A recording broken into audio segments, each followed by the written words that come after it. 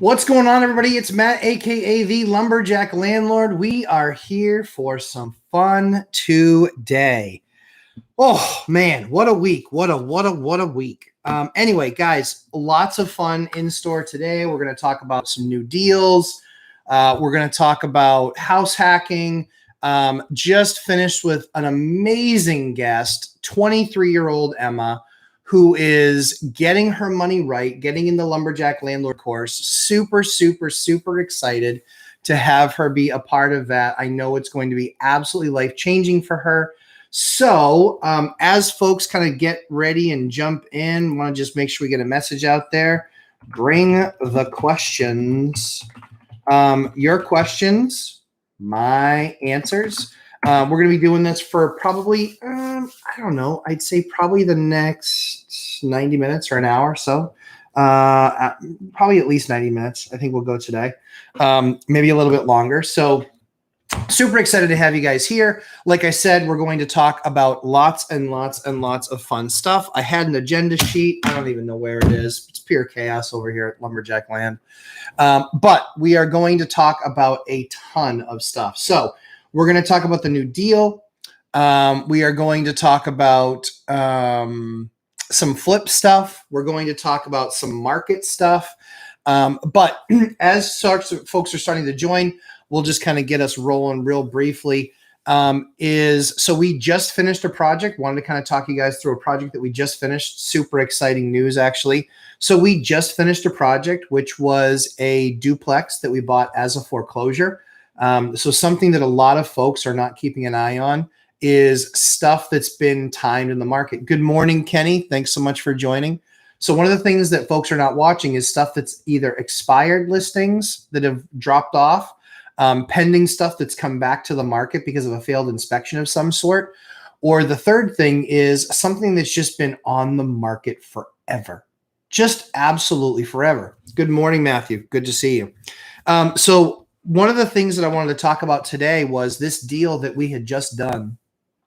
This was a property that had been foreclosed on about literally before COVID. And they had started the price at $270,000 for this duplex. Good morning, Crimson Knight. So they had started this thing at $269,000. It's a 4-bedroom, 1-bath, 2-bedroom, 1-bath on the first floor. So they foreclosed on this property, like I said, about before COVID started, just before COVID started, actually. They put on the market for $269,000.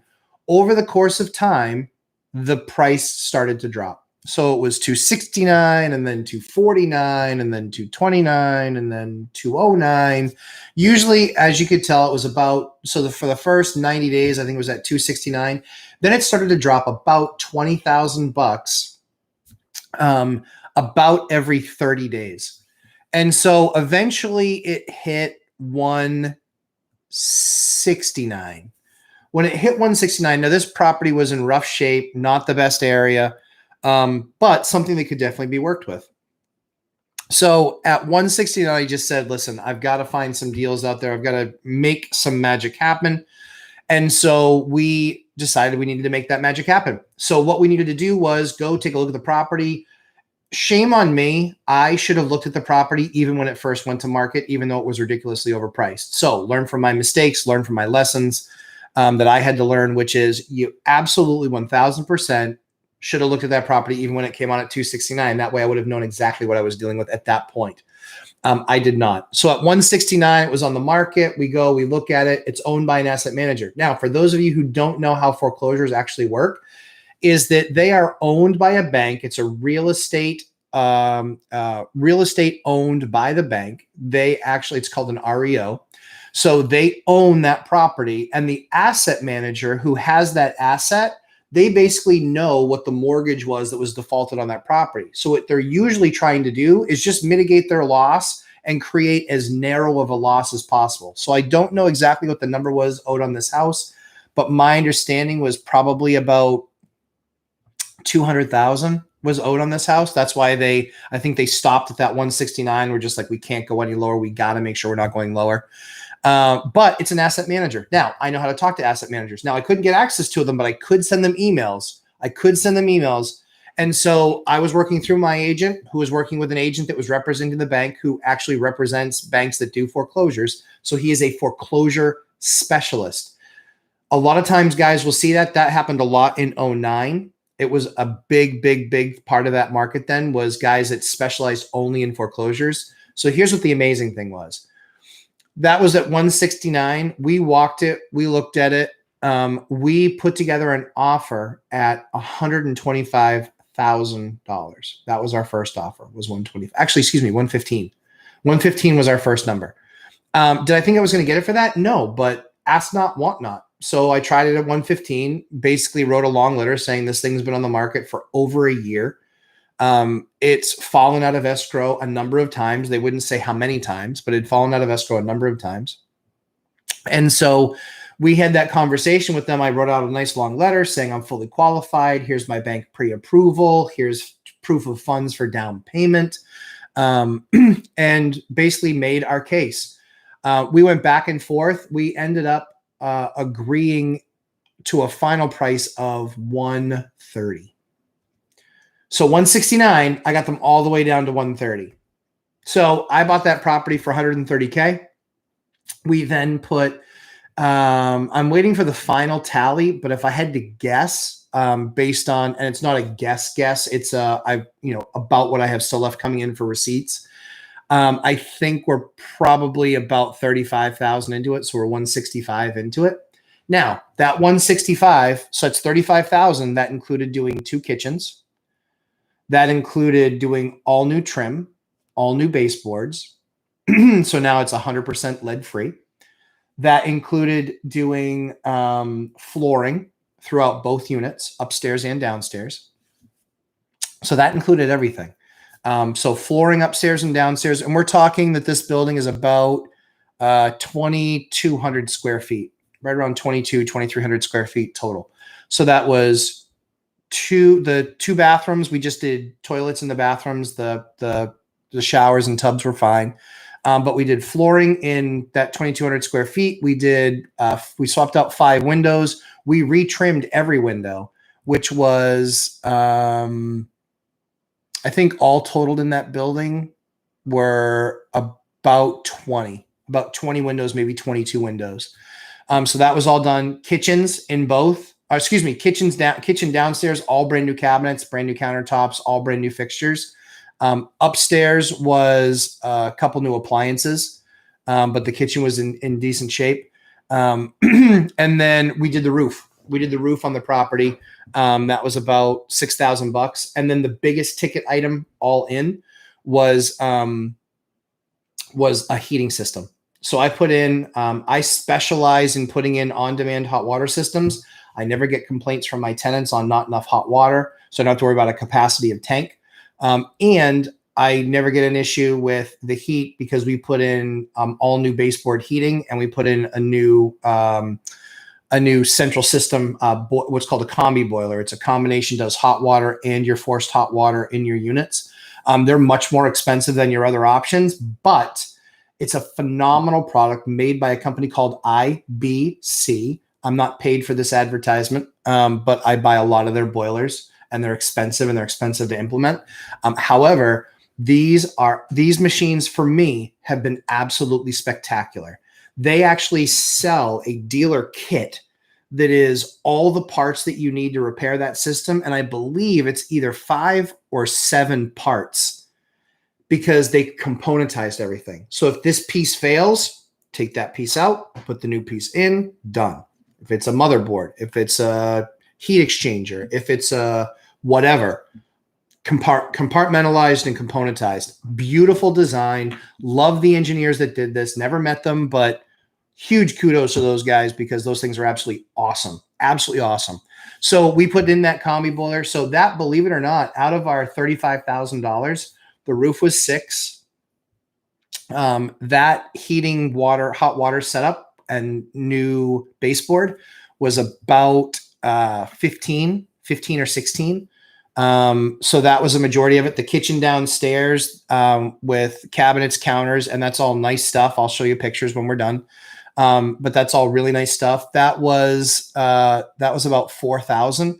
And then the other stuff was just in window trim materials and labor for all the trim work that needed to get done. But yeah, we were sub, like I said, I'm waiting for some final receipts to come in, but I think we're going to be right around 35,000. So I'm 165 into it, 35,000 cash. I actually bought it as a residential portfolio loan. So portfolio meaning the bank kept that loan because I have too many loans for them to sell it to a Fannie or a Freddie.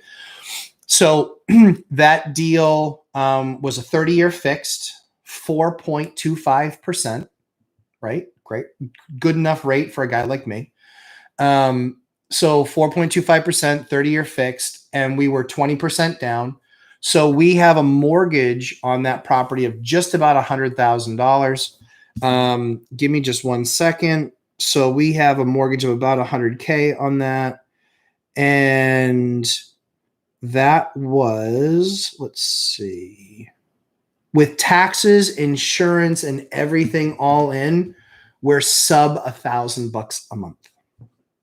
We're right at 970. Right now, we're at 970 a month. So 970, guys. So yeah, am I 20, whatever I was about $30,000 out of pocket. And being $30,000 out of pocket in that one area for the down payment, and then another $35,000 for all the work that we did. So I'm 65,000 out of pocket. So if you want to sit there and calculate return, I'm gonna call it $1,000 a month with expenses, because that's principal, interest, taxes, and insurance. So that is $1,000 a month minus, and then my rents are $2,003 and $1,250. So call it $3,250. So I'm $2,250 a month in profit. So $2,250 a month. Let's do some real quick math. $2,250 a month times 12 months, $27,000. So yeah, that's an unreal deal. Now, what did we have to do to make that deal happen? So Kip asked a great question. Where'd you find the deal? It was on MLS. It was on MLS. Deal was on MLS. It was there for everybody to see. And I just watched it, and I diligently watched it go down month after month after month. And I just watched it. And then we pounced when the time was right. So watch those deals. Do your daily homework, not just the stuff that's just coming on the market, but the stuff that's closing and the stuff that's aging. Watch that stuff.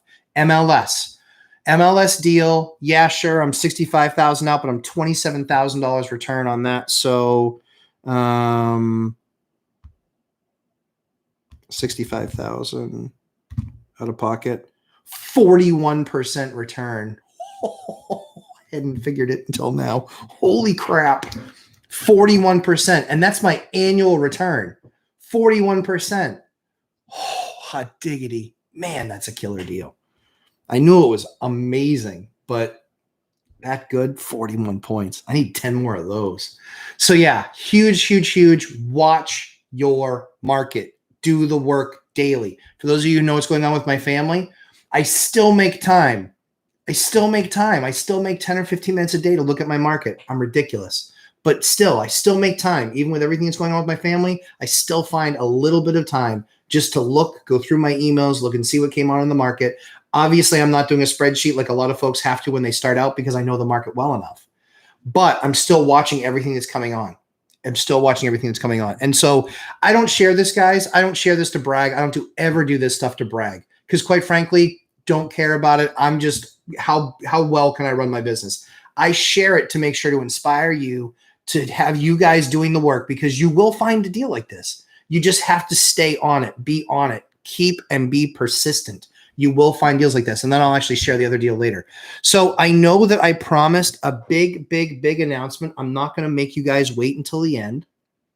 Yes, Kenny, do the work. And thank you for all the congratulations. I appreciate it. So Matt Herbert is stalking me about this flooring guy.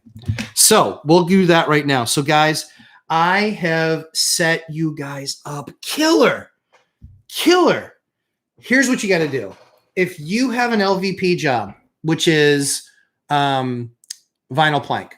So vinyl plank flooring is absolutely awesome. And it's resilient. If you buy the right kind, don't buy the cheap stuff because it will snap, break. The edges will pop up. You'll get what's called a rise, which is your piece comes in here, your piece comes in here, and then something heavy gets put on the floor and it pops up over the edge. Junk flooring. So you want something that has a level of rigidity. You want something that has a decent pad already attached below.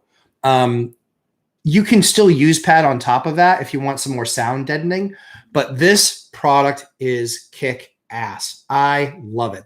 I have put probably close to 4,000 feet of this stuff down in the last 90 days. So I'm not, again, you guys do what you want, but I know that the fellow lumberjackers out there needed to get their access to some of this stuff. I called the rep and I said, listen, I want something special for people that, watch Lumberjack Landlord. So here's what I have for you guys. Get ready. So his name is Marty the Flooring Guy. No joke. Serious. Marty the Flooring Guy. And Marty the Flooring Guy, and his number, what you have to do is when you call him, you tell him Lumberjack Landlord sent you. I talked to him yesterday because I was pushing him. I said, I need to make sure we put this together for these guys. He goes, all right, have them say the Lumberjack Landlord sent them. He goes, I'll make sure, take care of them. I said, sounds awesome. His cell phone number. Now, he is West Coast based. Do not call him too early in the morning, please, because I got his cell phone. But don't call him too early in the morning. But here's his number. His number is 725-212-8610. They do have a website. Thank you, Angel. You're the man. Man, Angel, keep me on my toes.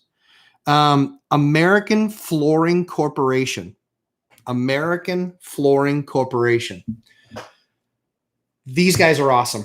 These guys, so here's the thing. So what they do is they are American Flooring Corporation. They actually pay to have this stuff manufactured, bring it all overseas in container ships, and then set it up in one of their 4 warehouses that they have here in the States. I'm in New Hampshire. For those of you guys who watch for any amount of time, they send me my stuff. What's really cool is I order it. Marty confirms it that day through order operations, and then my stuff shows up usually about a week. Yep, usually about a week. But guys, their stuff is killer. I wish I had I'm such a dope. I should have had samples. I thought I had samples. I know I have samples. All right, here's what we're gonna do. We're gonna text Mrs. Lumberjack and see if she'll bring me the samples. This is quality live television.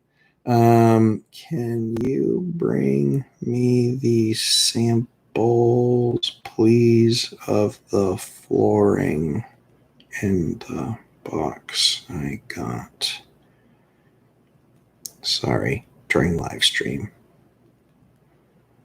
Okay, so we'll see if Mrs. Lumberjack can make that magic happen for us. I don't know what I hate to even ask, but I don't know. She's amazing. She'll probably bring it to me. So product is awesome. It's got a mat attached. It's got a wicked thick. So they have options of 6 mil, 7 mil, 8 mil wear layer, and then they also have options of its like the thickness of it. So that's a 25 mil layer. So obviously, because I've only been selling it the last couple months, I don't know if it's going to last 100 years, but here's what I can tell you. It's awesome product. It is awesome product. It's absolutely awesome product. So far, we haven't had any scratch issues with it. It's been in places that people have been living in for literally the last couple months. So we haven't had any scratch issues. We haven't had any lift issues. We haven't had any broken lip issues. Oh, one thing, guys, I'm not sure if you've ever done this before, but it absolutely crushed me one time when I bought product and a bunch of it came damaged. And getting that company to do the right thing was such a huge, colossal pain in the ass. So, I went back and forth with them and it was a total nightmare. Guys, they use third-party shipping companies, so they don't take personal offense to it. They're just like, if it's damaged, just tell us. What was awesome is because they own those relationships with those third-party shippers, guess what? I called them and I was like, yeah, there's 10 boxes damaged. They said, cool, just send us video proof of it. Show us the number of boxes where the stuff is damaged, and we'll get replacements out to you right away. Unbelievable customer service Marty and this team provided. Unfreaking believable. I've been doing this for 20 years.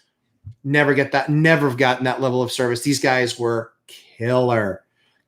Oh, and this stuff, yeah, Crimson Night, way better than that product. Way better. Their stuff is so much nicer, better colors, better patterns. Yeah, I feel like I'm doing an infomercial for them. But guys, as a landlord, this product kicks ass. This is a great product. I've loved it.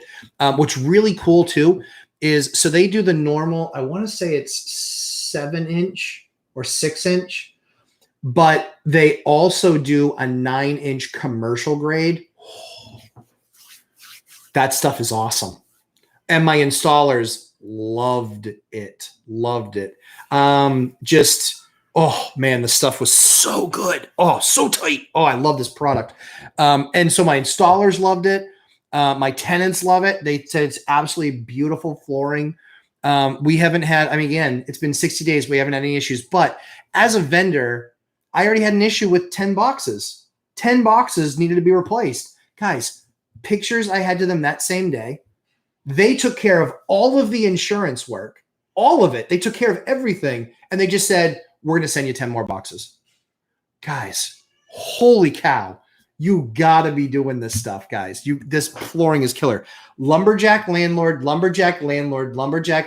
Tell Marty when you're talking to him, Lumberjack landlord sent you. Matt, the Lumberjack landlord sent you. I got a copy of the text message that we agreed to yesterday. Give me just 1 second. I want to make sure that I have it right here. Yep. I said right here. I said, I will be mentioning you on the YouTube go live tomorrow. I will give out your number and tell them the Lumberjack landlord sent them. His answer, much appreciated. Thank you very much, Matt. So this guy is absolutely fantastic. Here's the lovely Mrs. Lumberjack. Thank you, Mrs. Lumberjack. All right, guys. So this is I can't believe it. This is a little bit like an infomercial. All right. So guys, check this action out. Like, you guys can see this stuff. This stuff is killer. Like, this is the 9-inch. This was called the Napa Gray. Yeah, this stuff is killer. Oh, by the way, something really crazy. Guess what the warranty is on this stuff? 30 years. 30 freaking years. Dude, awesome. All right, so a little bit more floor porn.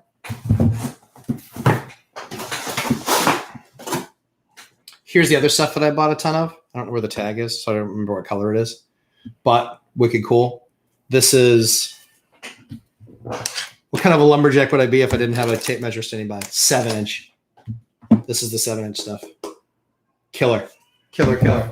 Then there's a bunch of other stuff. Browns and lighter grays and all that stuff. Yeah, dark browns, super light grays. But again, pad on the bottom. That's a little bit different depending. And then there's this stuff is on the nicer stuff. It's just a thicker pad than the stuff that's here. And then it also has the grip to it. And there's more colors that I have in the box. But yeah, it's crazy thick, dude. It's crazy thick. This stuff is freaking awesome. It really is good product. I was blown away because honestly, I look at a lot of product because I'm a little bit different than Dion and Mike. I touch my product because I'm bringing in my installers. And so that's where we kind of differ. But yeah, guys, killer. So how much is it a square foot? They have stuff that ranges, get this. They have stuff that ranges from under $2. Under $2. And the comparison that I've made is if you compare it to like stuff that you get in other kind of either big box stores or other flooring stores that have, retail and all that other stuff. It's probably $1 to $1.50 a foot less. Yep. And I didn't have to buy 10,000 feet to get them to work with me. because I wanted to try them out. Yeah, guys, under $2. Yep. Yeah, $3.19. And Chris, no disrespect, but this stuff I guarantee is better product. Guaranteed, no doubt in my mind, it's better product. Yep. Yep. Flooring company, Cassidy, is American Flooring Corporation. P.S. Their website sucks. Such a jerk. But yeah, American Flooring Corporation. Stuff is killer. So my experience, not saying yours will be the same, my experience, because I literally, this is not a paid infomercial.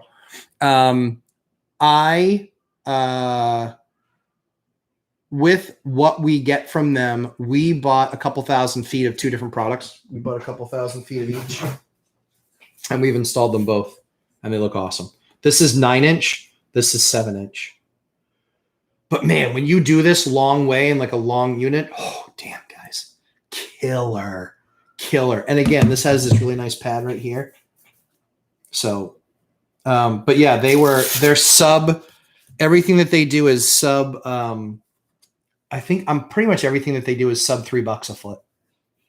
So yeah, sub $3 a foot, but you can get stuff in the 2s. Ta-da. I wish I had, yeah, I'll actually do a video where I'll post some pictures of the video that of the place that we just finished with this stuff installed. Holy cow, it looks absolutely killer. Let me see if I even have one right here. I don't have one. But yeah, flooring guys love it. Shipping cost. Oh, Sarn. Oh, Sarn's on it. Shipping. $0. 0. Yep. $0. Yep. $0. The name of this one, the 9-inch. I feel like I'm doing like QVC. Think I can do QVC? This one was nope, that's not that one. Crap, what was this one? This one is this one's Napa Gray. I don't remember what this one is. They don't have a ton of options on this. They don't have a ton of options on colors on the 9-inch stuff because it's commercial grade. This one's the more expensive one because it's 9-inch, and there's more loss with this. Account for probably with the small stuff, account for like a 10% loss. With this one, it's probably like 15% loss. Overestimate because you don't want to either A, have to wait for more to come, but B, if something ever happened to your floor, these things, you can pop them out. So if something ever happened to your floor where you had to replace 7 or 8 pieces, you got a box. And one thing that I don't know about these guys is how quickly this stuff goes out. Like, I don't know if they keep styles around for 3 years or 5 years or 7 years. I don't know that. So for me, I would make sure that you have an extra box. And I think a box of this it's about 20 square feet a box. So if you have an extra box kicking around, it'll cost you an extra $40 or $50. But I would have an extra box of this around. Yep. Yeah, I love this stuff. It came out so good. I really want to find a photo actually for you guys because, man, it's good. It's good. And I don't know if you'll be able to see it because of how technology works and sucks sometimes. But let me see here. I don't know if you guys are going to be able to see this.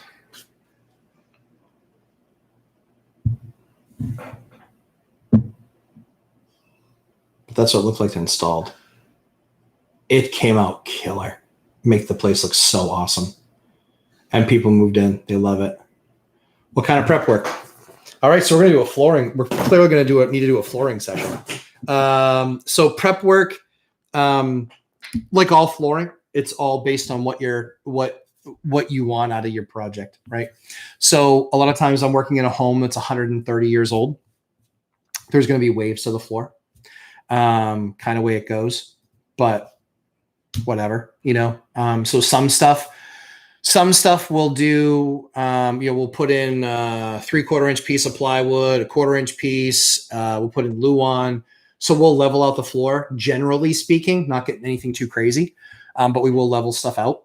And so then we'll use the liquid leveler after we've built it up with this other stuff. So that's your key, guys.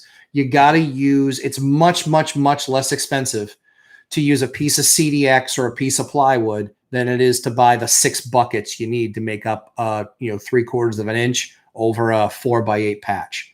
And it's not, again, the likelihood there is you're adding a lot more weight to that floor by the bucket than you are if you just put the sheets down.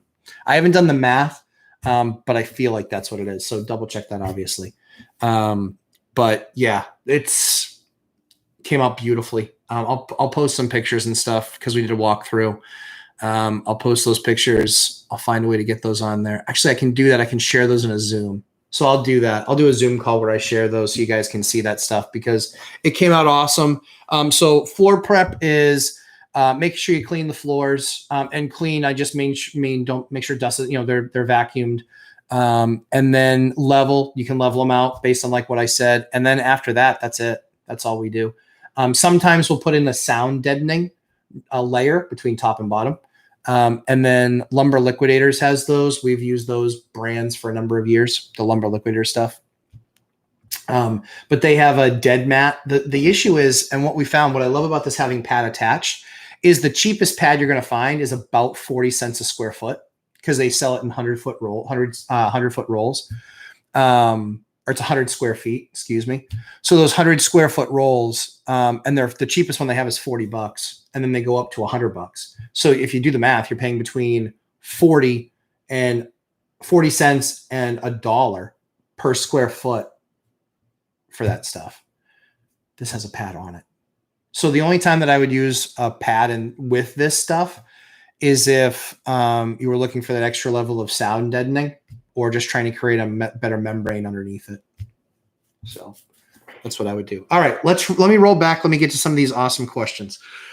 So Kip, we answered that question. Matt Herbert, are you satisfied, Matt? Did we get you the information you want? Like I said, put that information in there. Call Marty tomorrow. He will help you. Tell him the Lumberjack landlord sent you.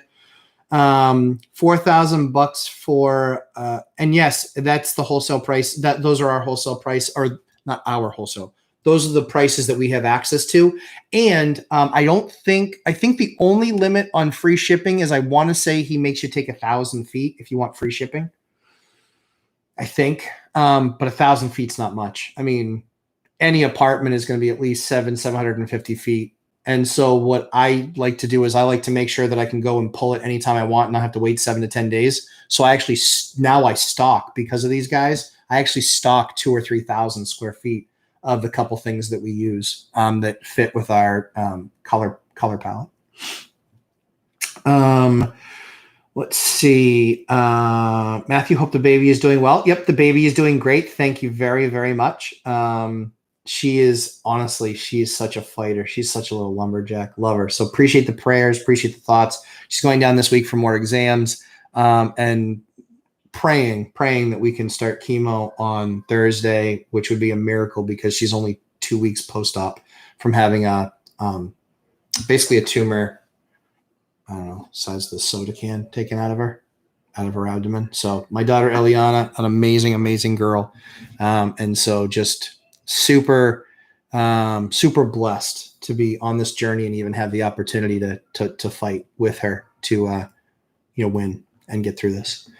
Carly, thank you very much. We really appreciate the thoughts and prayers. Means a lot to me, means a lot to my wife. Because I have a 3 and a 2-year-old, we actually separate. So my wife goes down with the baby and I stay here with the kids. And then we have some people come and watch the kids because if you're on chemo, you're drastically immunocompromised. And so we're going to be basically on lockdown for 6 weeks or so. So that's that. But thank you very much for asking. Great Outdoors. Hi. Kip Stevens, wow, good job. Oh, thank you. Michael Munoz, thanks. Good job. Yep, Kenny, nice. Congratulations. Yep, do the work, Kenny. That's right. Definitely inspiring and motivational. Good. Everything that we do here is to inspire you and to motivate you into change because I love sharing those. I don't know. Do you guys like those spreadsheets? Tell me if you like those spreadsheets when I show you the 10-year deal review and how we refinance a couple of years in and then how we refinance years later. If you guys like those, I'll do more of them because we have a dozen more properties that we're doing. We've done 8. I've shown 2, excuse me. And we have 5 five more that we're doing, so it'll be 13. So if you guys like those sheets and like seeing that story, I'm happy to do that for you guys and share with you the win.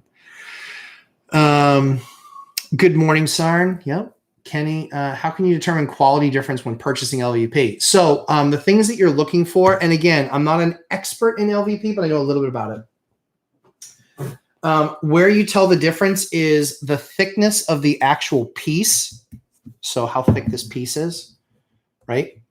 And then how thick what's called the wear layer is, which is, again, this is basically a design that's put, onto this body, right? So the wear layer in a lot of the cheap stuff is very, very, very thin, and how they adhere to the edges. So you see a lot of like edge chips and things like that. Like I'm literally picking here at this edge. Yeah, nothing, still gray. So we're not losing anything here, right? So you look at it in the thickness and then the wear layer. That's the only two things. And then also the way that they click together. You want to make sure that it's got, so do you see that profile? I'm going to pull it away. That's kind of crappy. See that profile? There, that's better. So see this, like this little double lip here? So that's a nice sturdy. The other thing too is that this is how I test stuff. Or I'll even take like pliers and I'll even try and snap it off. If you can snap it off with pliers, nothing's going to ever have that much pressure on this thing because it's going to be sitting down on a good floor, right? So yeah, love that stuff.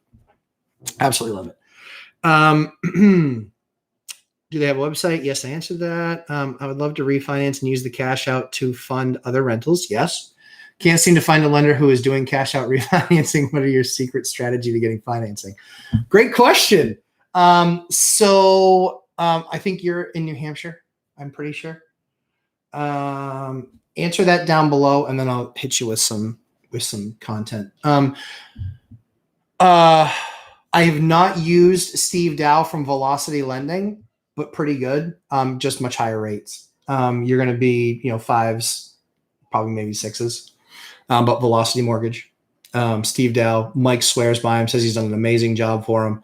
There was another one. I don't have any experience with him, but I know the name, Lima Capital.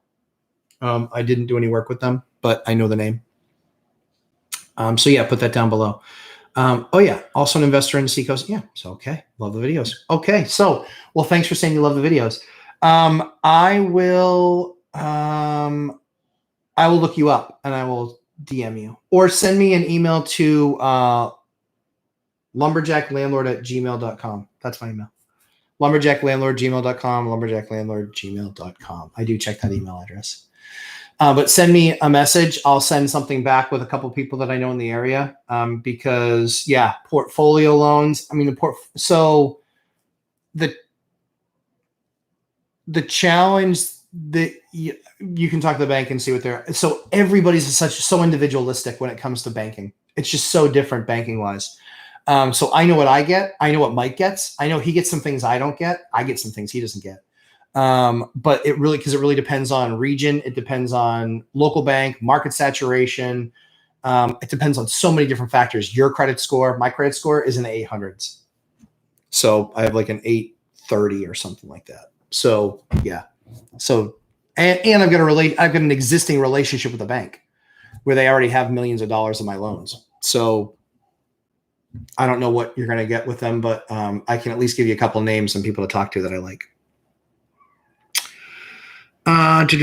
Crimson Knight, just looked at their website. Looks way better than the stuff at Lowe's. Yes. Okay. So I saw that question come in real live time. Yeah. It's just better product. We didn't put down, Lowe's and Home Depot stuff. We just didn't. We had, in the very beginning, we had some experiences with it. It was crap. And too often it was such a huge, colossal pain to get the stuff, pick it up, drop it off, waste 2 hours in the store, even with the call ahead. That got better, but still not fantastic. This stuff, yeah, it's just, you can actually have it shipped right to the job site if you want to, but then you have to meet the guy there so he can deliver because it's a third-party vendor that's actually dropping it off. Do not sign the bill of lading, which is basically a list of the materials. Do not sign that. Do not sign that if there's anything that's damaged. Call them. That's what they jumped in, took care of it. Man, customer service is so good. Crimson Knight, do you recommend 5.0 or 6.5? Really application based. For me, if I'm spending the money, so the rule that I generally speaking have is if I'm spending the money, I want to put better quality product in. If I'm spending the money, I want to put better quality product in because the product is only a portion of the install price. So I get installers for, and I know you're going to want their names and numbers, but I won't give them to you. They are $1.50 a foot for install. You can probably find better, but maybe not. But my guys are awesome. They're awesome. They're fast. That's why they make money with me.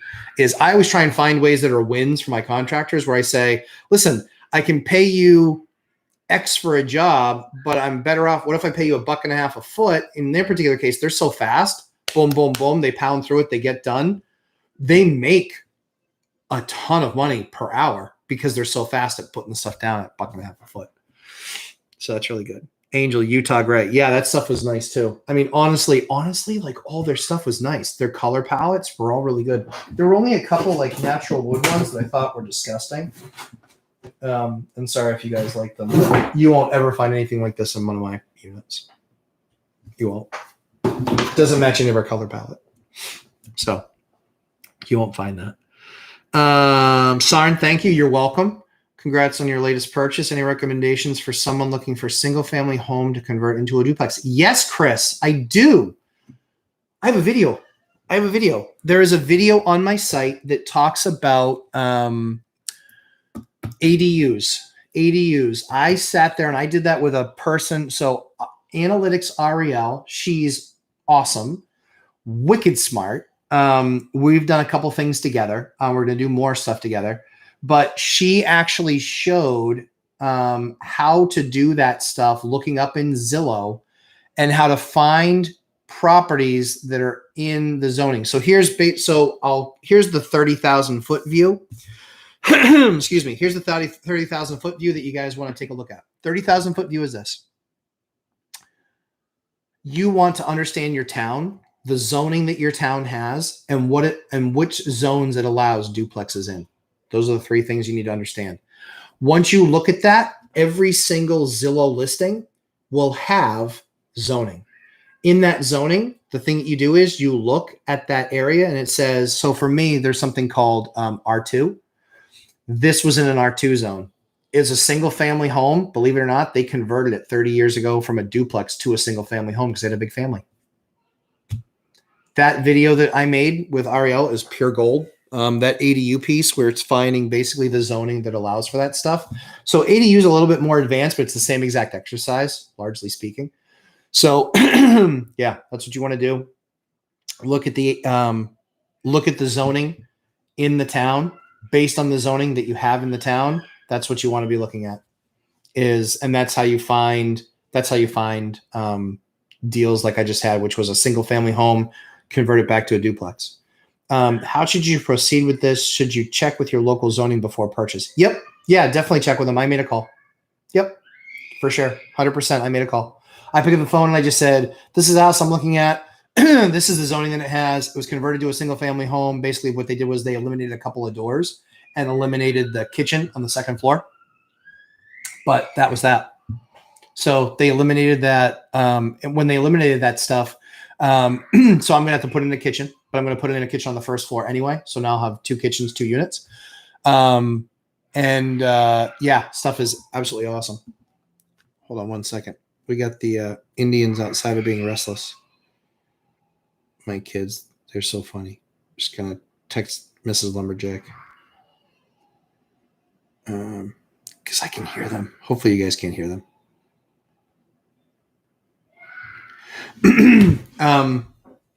So yes, so zoning, look at my ADU video. That ADU video is awesome because it shows you exactly how to figure out the zoning. Call the town, verify it with them, and that's it. Recognize you're probably gonna have to pull a permit because they're obviously gonna be putting in a kitchen and things like that, and you have to pull a permit to do that. So because you're actually putting something, depending on the town, but most likely just you're gonna have to pull a permit. Chris, wow, gorgeous LVP. Thank you very much. Yeah, stuff is awesome. Guys, I look all over the time for deals for myself. So anytime I find something amazing like that, I'll certainly pass it on to you guys. But yeah, that product is awesome. How much to install, or did you do it yourself? So when I install, I don't do any of that stuff myself anymore. It was $1.50 a foot for install. That's what I pay for install. I have everything. I have a formula for everything. Whether it's base trim, doors, windows, whatever, I have a formula for everything. And it largely is based on what our local labor rate is. So that's why sharing that doesn't help you at all. Because it's largely locally based. So I did not do it myself. That's crazy thick. Yeah. Yep. It is crazy thick. Yep. And yeah, that Mohawk stuff. Yeah. 20 mil. No, this stuff is 20. I'm pretty sure this stuff is 25 mil. I mean, think about that. That's 25% thicker. And they have some stuff that's even thicker than that. So yeah, you're exactly right, Angel. And like I said, you might have to store some extra boxes or whatever somewhere, or put them in your basement, or, I mean, it's LVP. So it doesn't matter if it gets wet, it's vinyl plank. It's vinyl. It doesn't matter if it gets wet or moist or any of that other stuff. You might have to wipe it down if it's, in a not nice basement. But yeah, I bought it, store it. And just so I can always pull 1,000 feet, 700 feet, any job I want, I can just go in there, grab whatever boxes I want, and then I do a replenishment order. So yes. Oh, got your email. Cool. I will definitely reach back out to you. Let's see. So crazy thing is, how much is it per square foot? So they had some stuff that was just under $2 a foot. And then they have other stuff that is, I think they go up to about $3. But the stuff that I bought from them for that range was as nice as the stuff that was $450 from the stores. In fact, I got a really high-end floor from, I won't say who the vendor was, and the installers hated it. He goes, I'm not installing that floor for $1.50 a foot anymore. So we're not buying that anymore. Because we still buy nice product, but we don't need to go over the top if he didn't like it installing it. We listen to our guys. It's the right way to do it. Let's see. Wow, I'm speechless. Oh, good. Yeah, like I said, guys, call Marty. I mean, that's a major hookup. It just is. It's just because you're not buying 5,000 foot. Like I was waiting for the punchline. I was waiting for him to go, you got to buy 5,000 feet. I can buy 5,000 feet, but 95% of people can't because they're never going to go through that much. So yeah. Marty, the flooring guy, Lumberjack landlord sent you. Let's see. Yep. Under two is very good. Yeah. We paid $319. Yeah. And $319, again, no disrespect, but that's the cheaper stuff, at Home Depot. And it's all right. It's all right. You'll like this stuff more. And this stuff also has a decent texture to it, which is kind of nice. So not as slippery. Do they have stuff for stairs? I don't remember. I never do stairs. All right. Lumberjack landlord secret. Here we go. I never, ever, ever do anything with stairs other than 8-pound pad and carpet. Ever. Every one of my houses, even if it's a 4,000 square foot, like my own home that I did that was 3,000 square feet custom house that I did and rehab myself. Everything. I mean, I had marble, I had Italian tile, I had fieldstone, mosaic. I mean, I had all crazy type of flooring in my house because I'm if you couldn't tell, I'm a little bit of a flooring geek. Yeah. Carpet, 8-pound pad on the stairs. Carpet, 8-pound pad on the stairs. I never deviate from that. Carpet, 8-pound pad on the stairs. Never, ever, ever deviate. Ever.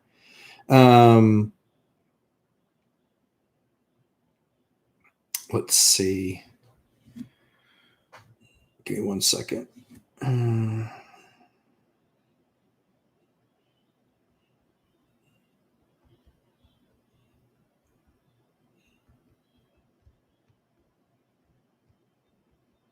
Sorry, guys. Some of my guys work Sundays and they just had a question. I don't want them waiting on me.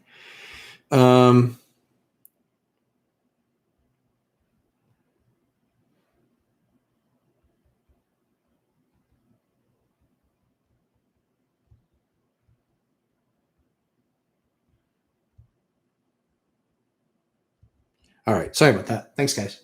All right. Let's see. More questions. All right. So just hopped on for the flooring company. Again, flooring company is American Flooring Corporation. American Flooring Corporation. Tell them the Lumberjack sent you. They will take care of you. His name is Marty, the floor guy. He's not just a sales guy there. He's actually one of the higher ups. So he will take care of you. It's a major hookup. 725-212-8610. 725-212-8610. That is his cell. Do not please call him on Sunday.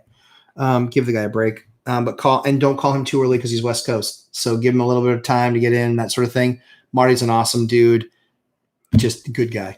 Good guy. Love working with him. It's been a lot of fun so far. And they really it's great to work with vendors that you can have fun with, but man, the fact that he's easy to deal with and I'm getting great product, I'm just, tickled pink. So love it. So yeah, stairs. I don't know. You'd have to ask, but yeah, do the Lumberjack landlord thing. 8-pound pad, good carpet. Shipping cost on this stuff, none. Nope. I don't know if that's a minimum though. Maybe you have to do 500 feet or 1,000 feet or something, but they cover shipping. Again, just man, these guys are smart. Here's my problem. Here's what I think is going to likely happen. I think they're going to get super, super, super successful and then start raising their prices. But for now, at least for the next, I don't know, maybe year, maybe two, now's the time. Like I said, I've got thousands of square feet in stock, and I'm going to actually add more to that because I've got more projects coming up. That house that I just showed you guys. Angel, I showed you that color that I have. You'll find that on the website too. Like I said, I think that one was Napa Gray. Napa Gray was what I liked so much. Kind of prep work, we talked about that. Cash out refinance or line of credit. What say you? Cash out refinance or line of credit. Hard to say. They both work. So I'll tell you why I did a cash out refi. So I did cash out refis because I wanted 30-year fixed rate debt. That's why I did cash out refis, 30-year fixed rate debt. So the reason you do 30, or the reason I did 30-year cash out, 30-year fixed rate debt, the reason that I did that was because I believe in the next 5 years that to make up for the mess that we're creating financially for the country, I believe that rates are going to be largely higher. Maybe I'm wrong. Maybe I'm right. Maybe the market collapses. Who knows? It's impossible. I don't have a crystal ball. I know it's more likely than not that rates are going to be much higher. That's what I believe. I've called on these videos with one rental at a time myself. I believe that, yeah, we're going to be over 4 next year. I think towards the end of the year, we could be even as high as 5 because I think they're going to have to start tapering. And I think that rates are going to naturally come up, and I don't think it's going to be the end of the world. Because I think there's going to be a lot of resiliency, but people just naturally have this thing where they get all, kind of pent up. And I think that we're traveling in the time of some of the lowest rates ever. Like, really, are we trying to time getting a 175 or a 195 mortgage? I mean, whatever, you can do that, but I'm not going to have that. I'm not going to not buy a deal because the best rate that I can get is 4.25. I'm still buying the deal because it's based on my payment, based on what the math says in the deal. So that's still what I'm going to keep on doing because it's just what I do. So cash out refis. So sorry, I can't answer that question directly because I did cash out because I got 70% loan to value. I got 30-year fixed rate debt, and with a HELOC, it's not. With a HELOC, it's not. It might be fixed for the first year. Maybe it's 3, maybe it's 5. There's a lot of movement there, and there's a lot of different products out there. That's why I can't say exactly. But yeah, for me, I just like doing finalized things, 30-year fixed rate debt, because one of the major things that happened in the 08 crash, should probably bring this up. One of the major things that happened in the 08 crash was in 4, 5, 6, and 7, mortgage brokers were telling people, don't worry, you can always refi. Don't worry about it. You can always refi. Guess what happened in '08? They couldn't refi. So then their teaser rate that was $2,000 went to $3,000, and that's why they lost their house, or that's why they lost their investment property. That's exactly what happened. So I'm never looking to the future saying, that's all right, I can always refi it. That's all right, I can. No, I literally spent the last year busting my ass on, we've got 28 properties in our portfolio, and we refied 20 of them. I killed myself the last year. 20 properties we refied. Holy Lord, I never want to look at that much paperwork again. That was the worst. I won't lie. Any recommendations on paint coloring for walls? Oh, I'm giving you all my secrets. Oh. All right, so here's the deal. With all of these floorings, you see what my template is. My template's the same, house to house to house. My template's the same. So everybody but there's somebody on here who's local. Just teasing. So agents call me and tease me, and they're like, hey, I just saw one of your units hit. I was like, thanks. Because they know my scheme. I'm a Benjamin Moore guy. If you guys need a contact for that, I've got some great reps that are just phenomenal. But we do probably, I don't know, 400 gallons, 500 gallons a year of paint at least. But we do Benjamin Moore. So my walls are Stone Harbor Gray, and I do that in a matte finish. And I do it in their Regal Select line. Yep. And then all of my trim is always. So those are always my paint colors. Those are always my wall colors. And then we always do a ultra pure white. And we do that also in a Regal Select. And we do that in a semi finish. So that is, now you too can have a lumberjack landlord unit. Make it look just like mine. But yeah, I have agents call me all the time like, oh yeah, I just saw this hit. And what was really funny is the last one that I got a call on wasn't mine. I said, son of a gun, somebody's doing exactly what I'm doing. But yeah, people love our colors. But we pick a special granite that we use, which you can't really get anywhere unless you get it from Brazil. But we actually have it shipped up. Or we work with a vendor that has it shipped up because you can't buy it at the major granite exchanges. Have you guys ever wondered why there's so many granite companies out there? It's because they buy from usually one exchange, and then they all kind of work off of that. And then it's just how much margin they charge. So it really comes down to how operationally good they are. But that's why you'll find a lot of the same stones, and generally speaking, close to the same price, is because most of them buy it from a granite exchange where everything gets shipped there, where they get, literally thousands of slabs a day shipped there by the container, and then they just resell it. So they make their margin on it to shops, but that's why you can go pick out your own slab and all the other stuff. But yeah, that's kind of some crazy things that I'm not sure a lot of people know about it. Crimson Knight, where would you buy plywood to level the floor? Home Depot, Lowe's, lumber yards. If you're local, I like La Valley Middleton. I like those guys. I have a good relationship with them. They're pretty talented. But yeah, La Valley Middleton's who I use as a lumber yard. And Home Depot. I still spend 30 or 40 a year at Home Depot and Lowe's. Actually, I won't be anymore at Lowe's, and I'll tell you that story soon. You're just going to see a video about it. I get a little bit uncorked. So I have about a 1-inch dip in my floor. Yep. So what you want to do is so you can rent it. It's called a laser leveler. They're really expensive to buy, so I wouldn't buy one unless, but yeah, I would find a tile guy that has a leveler. What they'll do is it actually sets down. They'll set it down. It will show you what your levels are. What you don't want to do is put an inch thick one in the middle of the floor. If maybe it's an inch deep in the middle, but it's not that high by the time the sheet gets out, if that makes sense, by like the edges. So what I actually do is, in that particular case, I'll actually go with a thinner one that might be 3/4 of an inch or 1/2 inch. And then I'll pour a leveler on top of that to get my level. But you can actually get laser levelers. You can rent them at tool rental places. You can also rent them at Home Depot. And then you'll just have to learn how to use it. But those floor levels are awesome. And they're laser and they're expensive. So I rent, do I rent mine?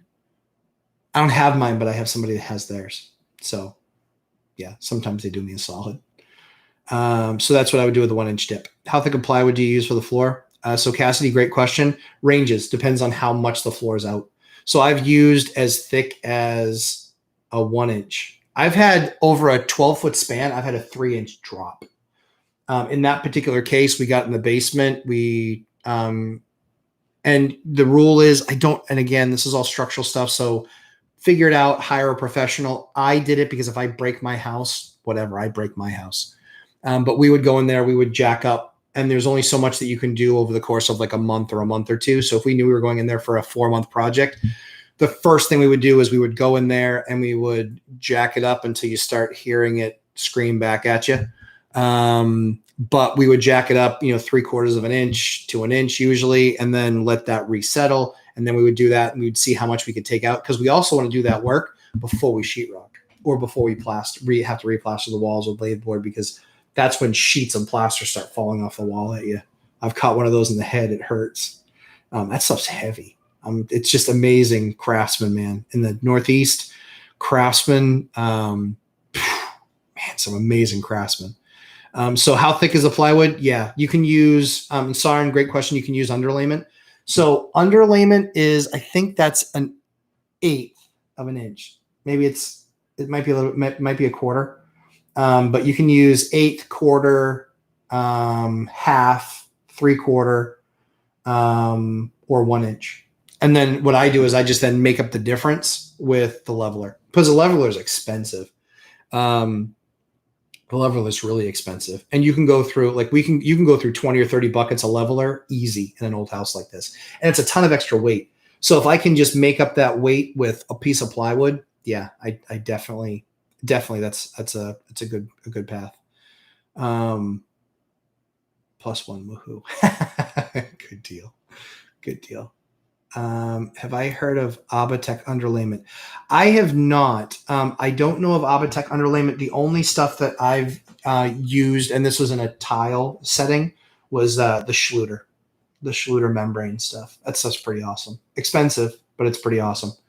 I've never had any issue with Schluter or with installers wanting to use it. They know how to use it, and it's a good product. So that's the only thing that I've ever used. Thank you for sharing this with us. We'll check them out. Yeah, dude, Angel, absolutely, my man. I mean, this floor is so good. It really is. It really is. West Coast is different rates. For shipping from them, they're actually from the West. So talk to Marty. They are on the West Coast. So I think your rates would probably be better. I don't think they're worse. They have their biggest warehouse is in Las Vegas. That's their biggest warehouse. So I would do that. Rob Comstock. Most of you, the dynamic trio, say your deals don't hit 1% rule. What ratio do you hit on average? I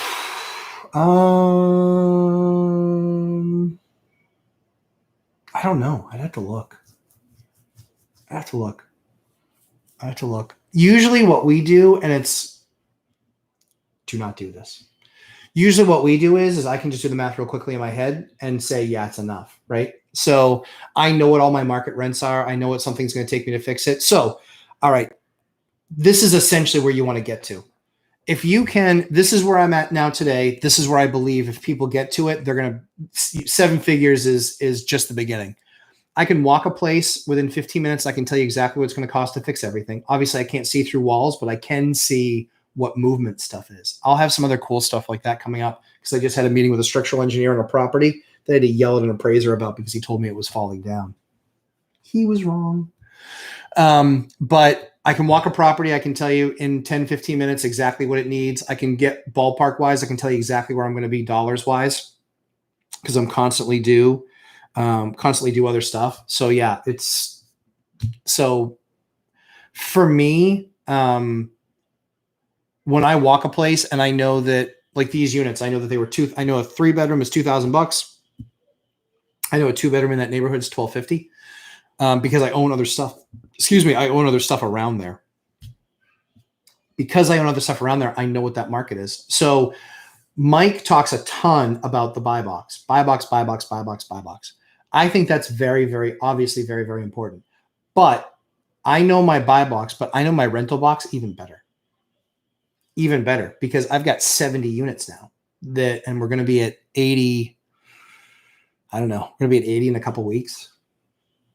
And we're going to be at 90 probably before the end of the year. It's crazy. It's crazy. Just good growth, really some good opportunities. But yeah, it's really just a matter of kind of knowing your rental box. And so for me, I just figure I'll do whatever. When I find a deal, I'll do whatever to make that deal happen. And so we don't usually keep a ton of capital. The most capital that we've ever had is right now. We've never had this much capital, ever. Oh, and we've never had this much cash flow. Yep. So it's perfect storm, but that's the storm that we work towards. We moved to get to this. So I can't tell you. I don't know what my ratios are. I really don't. I only know.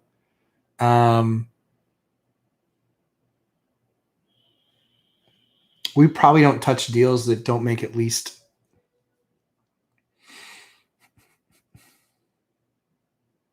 I think our market's probably like an 8, but I think my number is probably like closer to 12 or 15, I think is what I look for a return with all the stuff that we put in. You know, again, I'm not buying turnkey stuff. I'm buying everything that I buy needs work. And I do that on purpose because that's where I build value.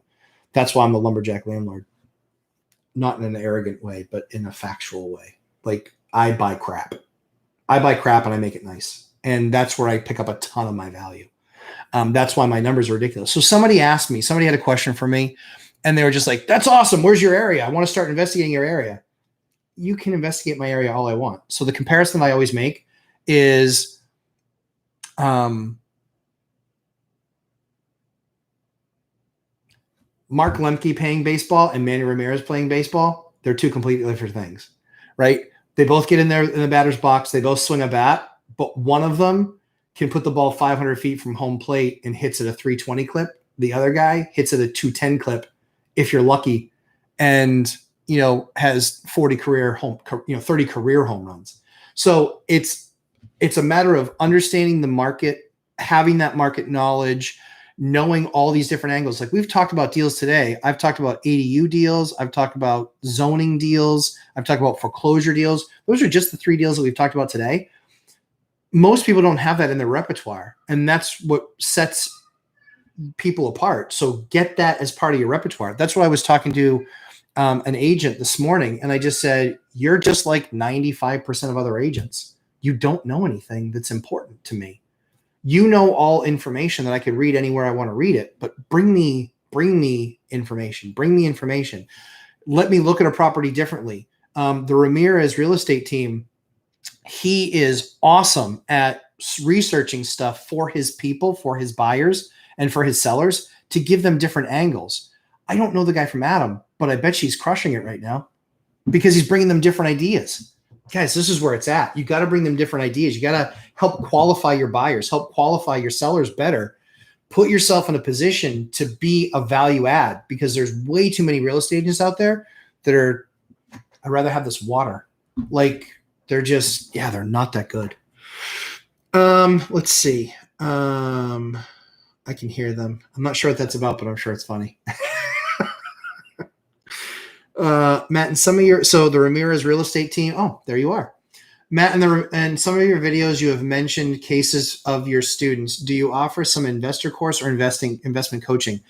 So we are looking to do some consulting for folks because we get a ton of requests. I'm actually finishing a book I'm working on an online course. The online course is going to be focused on the 4-3-2-1 strategy, and then some of the strategies I've used to accomplish that. But I have a whole bunch of videos that are going to come out that are present life circumstances have delayed that a little bit with what's going on. But I have a whole bunch of videos that are going to be coming out that are actually with those students, and those students are in their 20s. So the first one was 25. The one that I'm working with right now is 23. What we're doing is we're trying to make them individualistic, because we want to kind of take people through all the steps that they went through, and then and we'll have a book coming out and all that stuff. So yeah, in the next 6 months, you'll see a book and all that stuff coming out, and then an actual course that we'll make available, which we literally want to take people from, I need to get my money right, to I've now bought my 4-3-2-1, my first one, my fourth one, whatever. So we'll take people right through that process. And we'll have a kind of like what Rental at Time does. We'll do a Facebook group that's special for them. And then we're going to continue to do these live streams. So we don't do any investment coaching yet, just because it's a time issue, right this second, it's a time issue. But we'll eventually offer something. What is your name of your video for the zoning analysis REO video? I think it's ADUs. Give me just 1 second here. I'll tell you exactly what it is. I think it's the ADU video. Give me just 1 second. I don't want to send you the wrong way.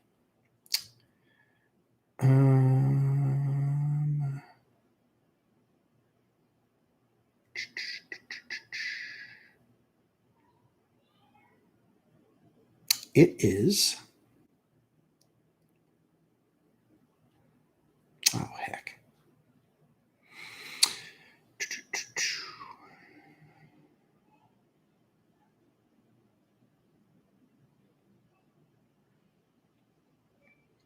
How to find ADU opportunities. 17 minutes long. We posted it 2 weeks ago. Only 21 thumbs up. That's ridiculous. That's a killer video, guys. So Ariel is actually a data scientist. Wicked fun. I love talking to her. She's so smart. But she actually has gone out there and found stuff on like third party, what are called API sites, which is basically just a way to interact with Zillow. So she's actually found some stuff. We've tested a couple of markets that's on that video. She can show that to you, or you can see that in the video. But yeah, it's pretty cool. It's pretty cool. That shows all the analysis. Crimson Knight, I see most of the homes I look at going pending and skipping under active contract. Yep. Does that mean people are waiving inspections and appraisals? No, I think they changed some rules about that. I think they just changed some rules about that. I think it just literally goes from for sale to pending. I think they changed some rules around how you could do that and what the terminology was. At least in my state, they did. And Crimson, I think you're in my state too. So yeah, so I think, yep, that's what it could be the case, but I'm pretty sure it was just a terminology change. Mitch Jordan, do you install vinyl on stairs? So I don't, but I might with this 9-inch stuff. Like if I have a 9-inch stair tread, I might consider like back cutting the edge, but then you'll have to put some sort of an edge cap or an end cap over that stair edge. And then that's going to add like kind of a tripping hazard. And then the riser in the back. Like I'm playing with some ideas. I'll try it somewhere probably, but I want to do that riser out of a PVC board, because right now when you paint it white, it looks beautiful, but you have to paint it. We have to repaint it almost every single time somebody moves in or out. So I think we might use some PVC board there on the back, and they make thin stuff. And that wouldn't then shorten the stair to throw things off. So those are some things that we're playing about with. We haven't gotten there yet, but we probably will. Crimson, is upper unit what you would do? It's an upper unit. What would you do to keep the stairs on the carpet clean? Yeah, so that's pretty easy. I just wash them. I mean, we just rent a Home Depot carpet washer and just wash them. It usually takes one of my, so I'll hire one of my guys or one of the guys that I use, and they make $25 an hour. And so I can just have him sit there and literally just start at the top and go down the bottom and just scrub each one. That's what I have him do. So it's pretty good. But yeah, that's what I do. They're walking right in, with salt and sand from the winter. Yep. So, so now you're talking about exterior stairs. So I'm talking about interiors. The exterior or from exterior to inside. Yeah. In that case, I think Home Depot has these special treads. They're like a grooved tread. And I want to say they're 48 inches long by stair width. And I want to say they're like $4 a piece. So I use those. I've used those on outside stairs. On carpet, I'm always talking inside. Sorry. Yeah, don't carpet outside stairs. That's a bad idea. You'll never make them right again. Andrew P. Good morning. Good morning, sir.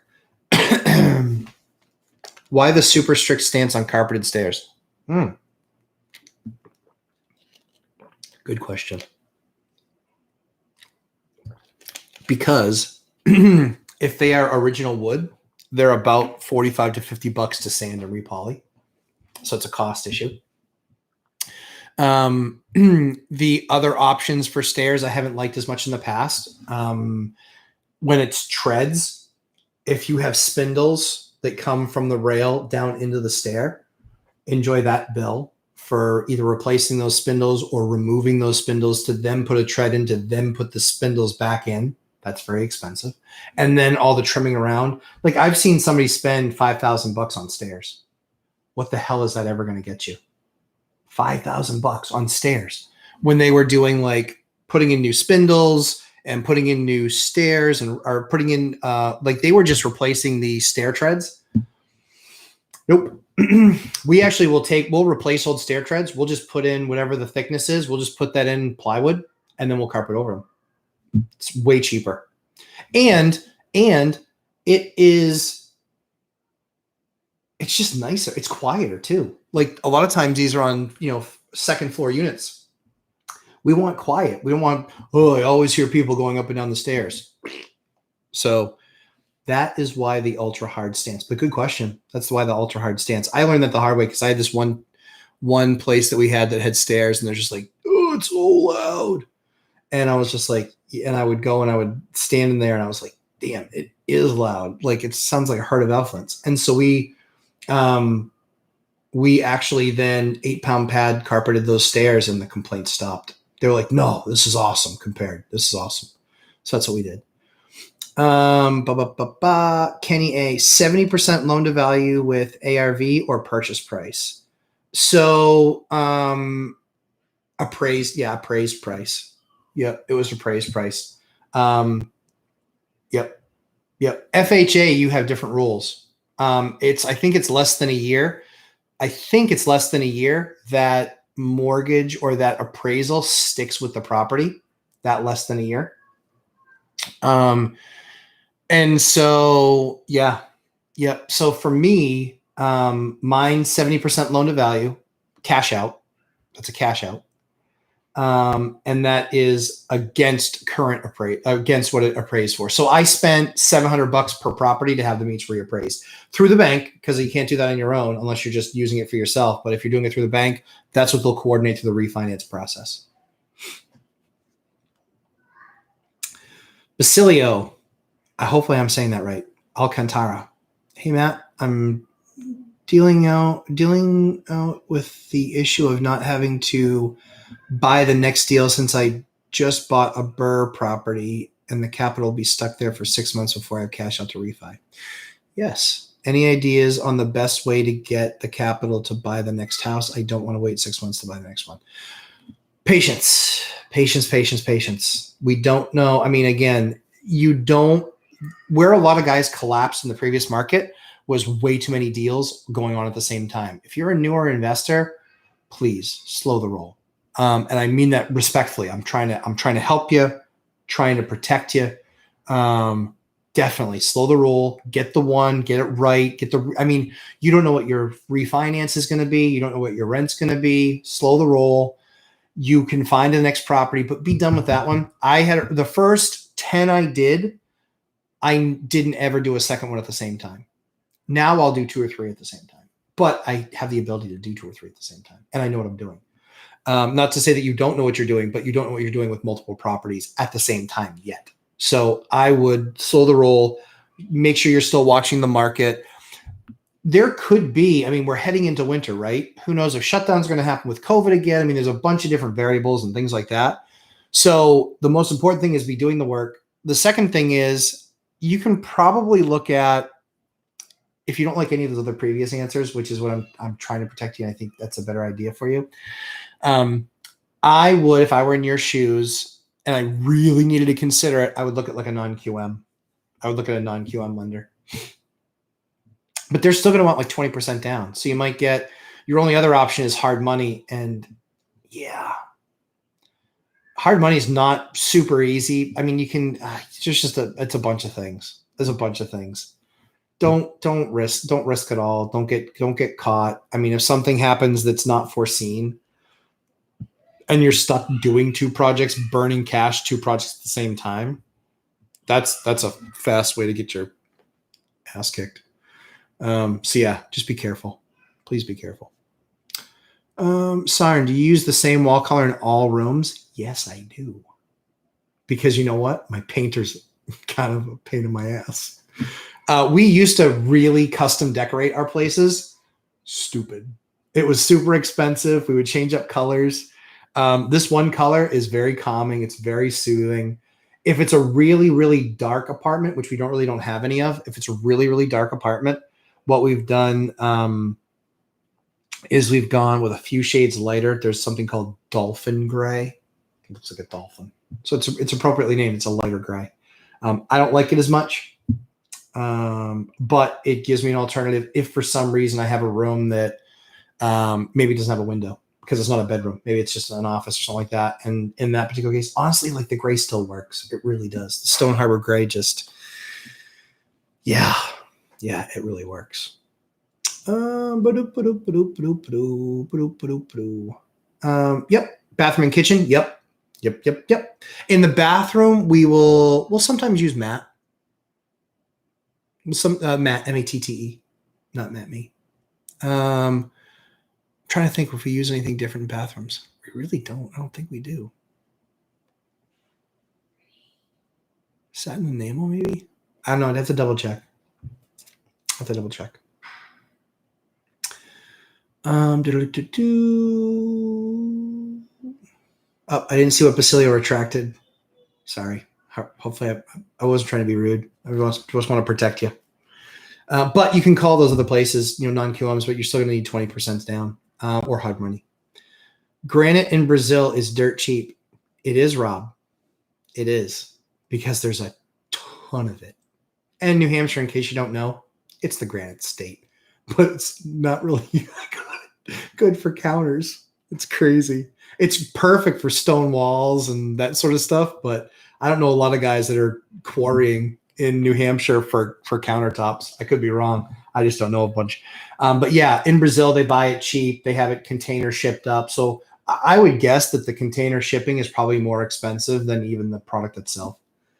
But they have just some really cool variants. Yeah, I'll show you guys some of that sometime too, because people go cuckoo over our kitchen. I've actually had professional kitchen people look at my kitchens and ask them how much did it cost, and they're almost always between 20 and 40,000. And even on my killer kitchen I did for myself, I didn't spend more than 12. But we're usually 4 or 5. Yep, we know how to do kitchens. Kenny A, good information. You're very welcome, Kenny. Appreciate you taking the time and watching with us, or doing this with us. If you could go back in time, would you focus on value adds or focus on turnkey? Value adds. Value adds, value add, value add. Yep, every time. There's a lot less of me than there are of people that can buy turnkey. So think about it this way. If I go to sell and my product is done, then I'm on par with everybody else. But when I'm buying, I like to say, and this is totally crude, so I apologize in advance. But the good thing is I know based on my statistics, almost no women watch, so it's okay. And it's too bad. Apparently, I'm really offensive. But my wife likes me, so I guess that's a good thing. And so does my banker. I'm like, it's so funny. Like a lot of my really important relationships are just these amazing women that I work with, and so it's kind of funny that like literally we're single digits. Somebody brought that to my attention. I was like, that's not even something I ever looked at.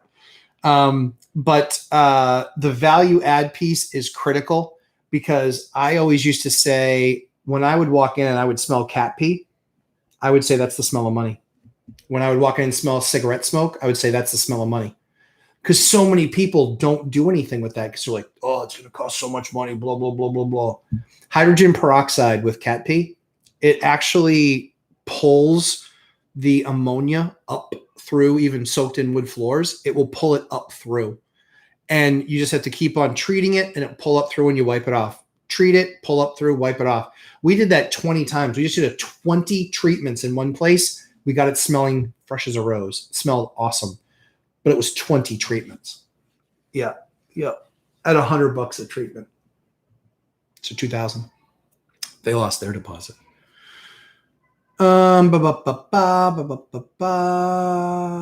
Yes. So Angel, great question. Yes. Do you think an REO would consider an offer lower than the owed amount? Yes, I know they would. Yeah, for sure. Definitely. You lose nothing. You lose nothing by offering something low, but justify it. Justify it. If you're walking the property, like the property that I did that was $169 that I paid $130 for, I said the roof needs replacing. All of the windows are outdated, or excuse me, many of the windows are outdated and damaged. There's asbestos flooring. I didn't test it, but it was a 7-inch or an 8-inch piece, which the type of flooring that it was, 90% asbestos. And we won't remove it. We'll just go over it because that's good enough. And there's no reason to remove it. Just leave it there. Go over it. No one will ever use it, see it, be at risk from it. So it's very valuable. So yeah, I would definitely offer lower. I would definitely offer lower than the amount owed and negotiate up. But you know what your numbers are. You know what your buy box is. So just don't do a bad deal. But yeah, try a reasonable number. But show them that you're approved. Show them your pre-qual letter. Show them show them your deposit, proof of earnest money. And show them, and then give them a list of, and don't like nitpick, like don't put something stupid on there, but put bigger stuff on there. Like I put bigger stuff on there. A roof. Yeah, that was big stuff. The heating system needing replacing. That was big stuff. The windows, big stuff. When you have a number of them. But I didn't put like flooring needs to be replaced. Like, no, I didn't put any of that stuff. So yeah, hopefully that helped. That's the ADU video. Yep. That's the ADU. So that was Cassidy. Crimson, good. I was starting to think I might be screwed using an FHA loan going up against appraisal waivers. I don't think so. There are some, not anymore. 3 to 6 months ago. Yeah. FHA deals suck. They're tough. They're just tough because the appraisers. So I just had, I should probably tell you this story. Okay. So I will tell you this story. This is about the property that I just bought. It was a guy who is also an FHA appraiser, but he's also a regular appraiser too. And he walked the property and he said it's a C5. That's a condition 5. That means it is not worthy of a mortgage. Another freaking appraiser. It was unbelievable to me. So another appraiser got me with that. They said it's C5. It's not more. You can't get a mortgage on this. And so watch that video that I just did. I think that was on Friday. I had to write a check. I had to write a check for cash to buy that property if I didn't want to not have the deal fall apart, because they were buying another house. I didn't want them to be impacted. So I actually bought it cash, just so they could close on their house, because I didn't want them to, they were an elderly couple. I didn't want them to be affected. And could I have gone through a big, long process and all that nightmare? But that was the one issue. That that I really don't like that appraisers create that they don't kind of keep in mind. The property was not that bad. They were living in the property, and it was not that bad at all. It wasn't new, and I had to do a bunch of work there, but it was not that bad. It was, quite frankly, super ridiculous. Super, super ridiculous that they called that a C5. Because there were some stains on the ceiling because they had just replaced the roof in the last 2 years. There were some water stains that they hadn't repaired. And he was like, leaking roof. If he'd done 2 seconds and asked a question, when was the last time we replaced the roof? Oh, we did that over the last 2 years because it was such a big roof we couldn't afford to do it all at once. All you had to do was ask the question. Like, just embarrassing. Embarrassing. There are plenty of bad appraisers out there, just like there are plenty of bad agents. Sorry. Yep, you were talking interior stairs, have to go up the stairs. I just don't trust them to wipe their shoes. Yep, I get it. Yep, single. Okay, cool. This is the layout, single family converted to a duplex. Yeah, I would do those stair treads. I get it. I get it. I would do those stair treads for sure. Yep, those are a good thing. Matt Paris, I've struggled with doing a refi on my property. I own 1.4 and wow, holy cow. My properties, I own 1.4 million in assets with approximately 750K in equity. 275K of the debt is on my primary residence. What direction would you take what direction would you take this to grow faster? That's a really good question. Let me think here.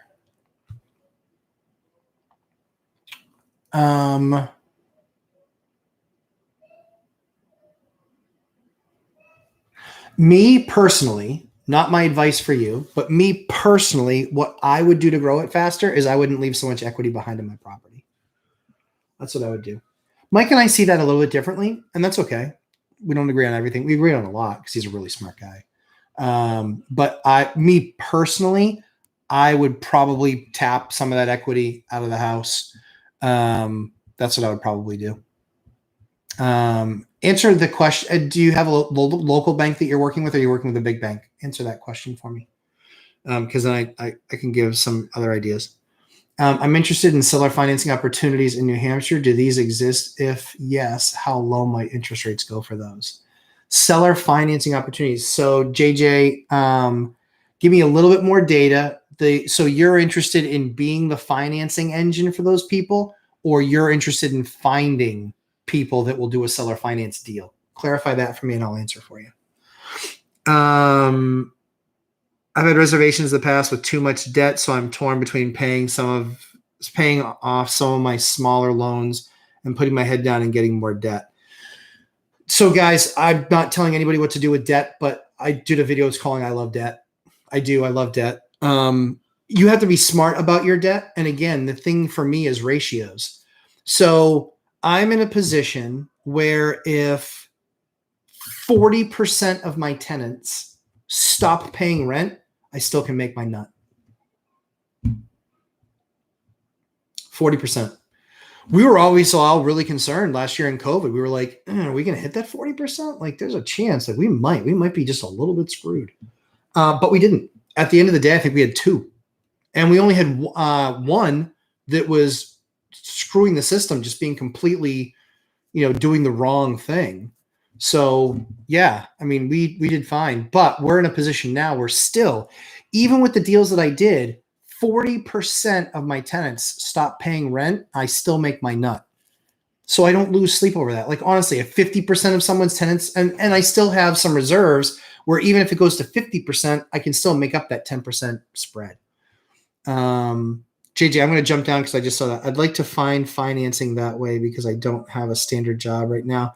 Yeah, but I have cash to work with. Yep. I wonder if by doing seller financing. Yep. Yeah, absolutely. Yeah, for sure.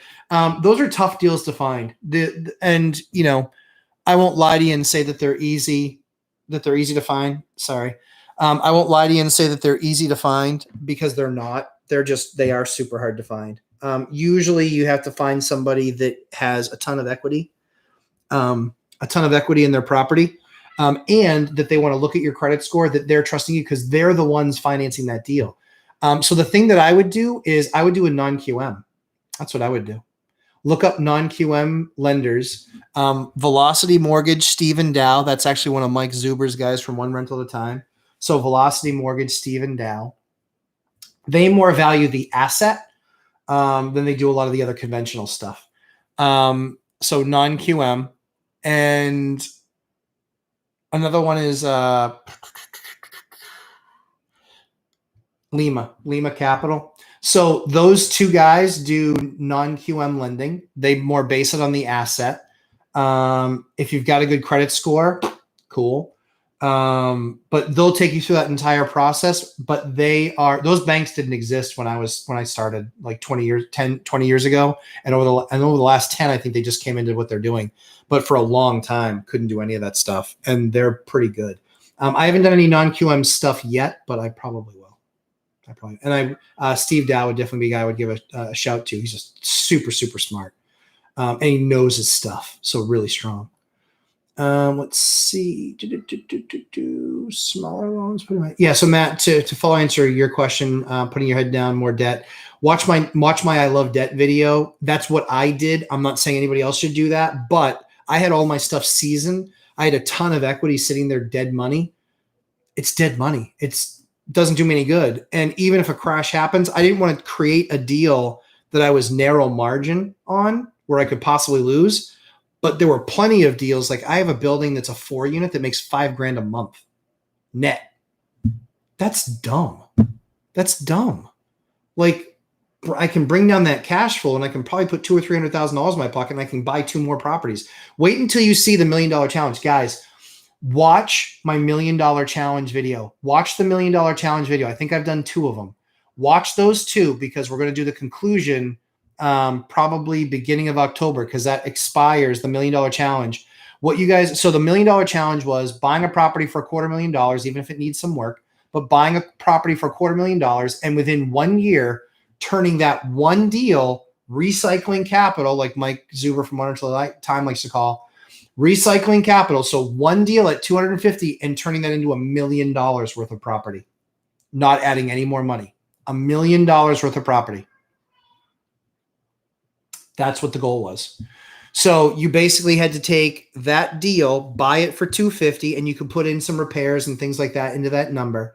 But then you had to sell it or refi it and take that money and buy another deal, sell it, refi it, buy another deal, sell it, refi it. And whatever that turned into, your goal or the goal of the $1 Million Challenge was create $1 million worth of real estate assets from one $250,000 deal in the course of a year. Watch those first 2 videos. The third one is going to be epic. Because I'll walk you through every step. Let's see. Know thyself first. Any tips on building a relationship with contractors when you aren't that big yet? How to recognize good versus bad? Pay quickly. I always tell my guys, as soon as you're finished, call me. I will come over and I will hand you a check. If it's something that is electrical or plumbing and needs an inspector, I say, as soon as the inspector approves it, I will hand you a check. Absolutely. Pay fast. Number 1. Number 2,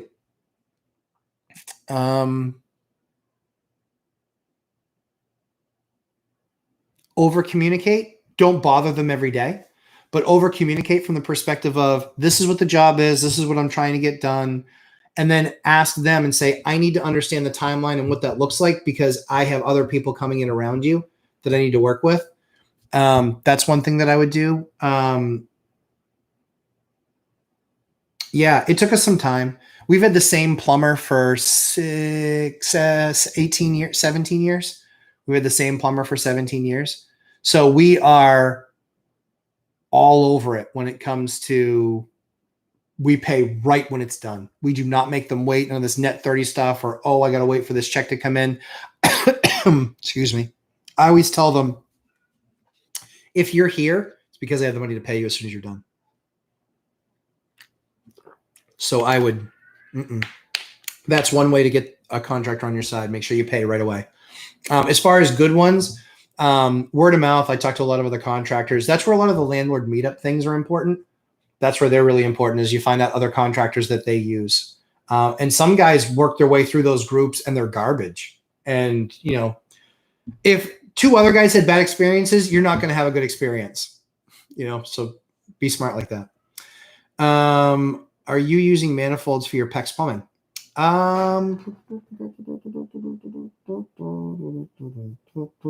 Yes. In some places. Not everywhere. So it depends. Every apartment I've ever rented had carpet floors. Why use that instead of vinyl floor? Oh, I hate carpet. Yeah, I hate carpet. Nope. Hate it. Stains, pet smells. Every tenant gets pissed when you go to hit their security deposit because they didn't leave the carpets as clean as they should have. They say it's normal wear and tear. You say it's not normal wear and tear because it's a bunch of stains and I have to go rent a machine and pay for it to be cleaned. Nope. None of my rentals, none of them that I have touched have carpet. Everything is either wood floors, vinyl click, or it's either wood floors or vinyl click. One of the two, or engineered floor. And when I say wood floor, I mean real wood floors. I don't have carpet in any of my places except for the stairs. Pad, install, cleaning. If you have carpet, even if you're in a great tenant, if you have carpet, like I also can do pets. I can do pets in vinyl. And I can charge more money because I allow pets, So yeah, vinyl, absolutely. Wood floors, absolutely. Yep. I do not do carpet. No. If you want carpet in your bedroom, put a nice area rug down. And that's the other nice thing too, is that people can really get a design in a place that they love.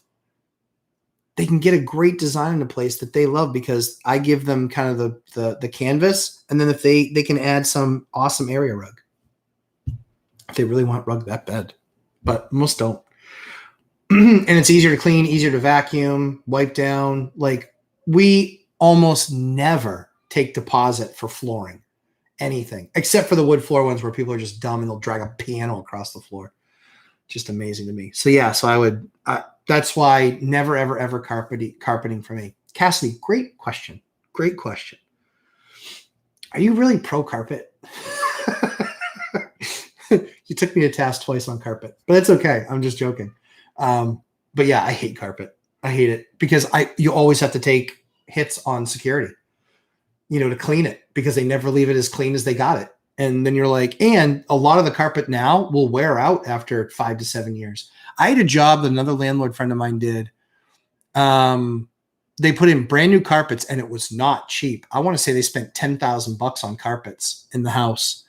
And within 4 years, 5 years, they were all overstretched and they couldn't stretch them out and make them work. So they ripped them all up. And I was like, well, if you'd spent that same, to do that house in wood floors would have been about the same 10 grand.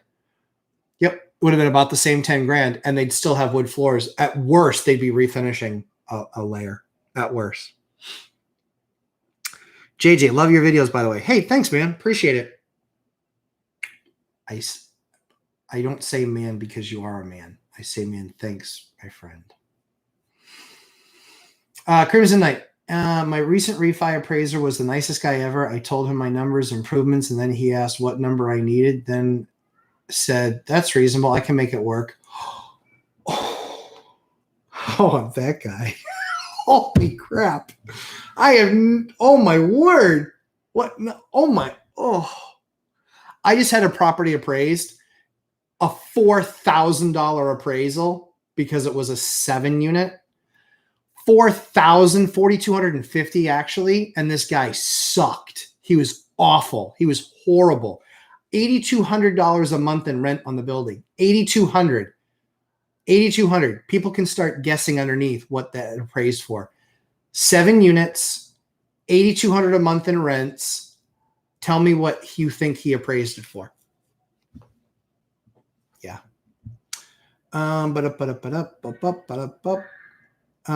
JJ, I'd like to find financing that way because, yep. Okay. So yeah, we answered that. So yeah, non-QM.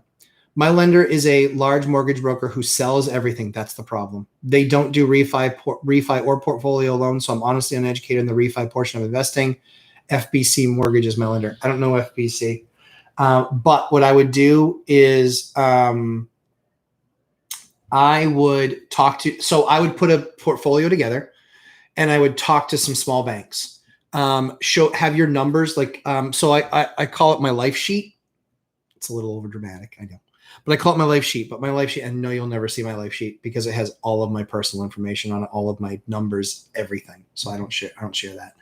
But I have a life sheet which basically shows property, when I bought it, what I bought it for, what my mortgage rate is, number of payments I've made, basically where they can look at it and at any property assess. This guy's got a pretty decent portfolio. We should probably want to do business with him because they'll portfolio those loans. So I would talk to the non-QM lenders, but I would also look at small local banks. That's what I did. I started big banks. So I went Bank of America, no, Chase, Bank of America, or Countrywide, actually, let you know the vintage of that loan, 06. Countrywide, who was the next one? Wells Fargo. Ugh, that was awful. Wells Fargo, then local bank. Then I did 2 deals local because the limit was 4 for FHA that could be sold. So I did local bank 1 and 2. I did 2 with them. Then I did local bank, another local bank, 1, 2, 3, and 4. Then I did another local bank. I went 1, 2, 3, 4, had a meeting with them and did 8 or 8 more over the course of a few years. Yep. And the guy that I started with as my loan officer is now their senior vice president of lending. He's a super awesome guy. Sharp as hell, totally gets it, looks out for me, says, hey, just, keep it, this is what we want you to see you doing, etc. Kind of what we want you looking at. So, yeah.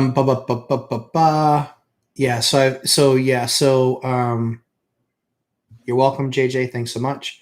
Sarn, would you buy houses with water leaks in the basement through the basement walls? If you do, what's the cost for repairs? Yes, I have, because all of my basements leak, or almost all of them, because a lot of them are old granite foundations. So there's a couple things. First, I put gutters on the house. Number one, gutters. Number 2, outside landscaping, I slope away from the house because you want to bring water away from the foundation. So, and the best way to do that is put something there that will, help deflect the water away. But yes, so I do that. That solves a lot of the problem usually. Second or third thing that I've done is you just put a sump pump in the basement. So that's something I've done. Put a sump in the basement. The third and end all is like these basement systems where they'll actually dig out the wall and they'll actually completely dig out the wall, and then they'll carbon fiber. So they've done carbon fiber. They've done like this rubber membrane that they will dig out your foundation. They'll put it all around. You also want to see where it's coming up from. So yeah, I don't mind. I don't mind leaky basements. But that's kind of par for the course because 90% of the housing where I'm from was built in 1950 and before. So cement foundations were much less of a thing when a lot of my houses were built. They're usually like granite stone, big, massive pieces like this big and this deep, and they weigh 2,000 pounds type of thing. Yeah, so I would cost for repairs my way with like gutters,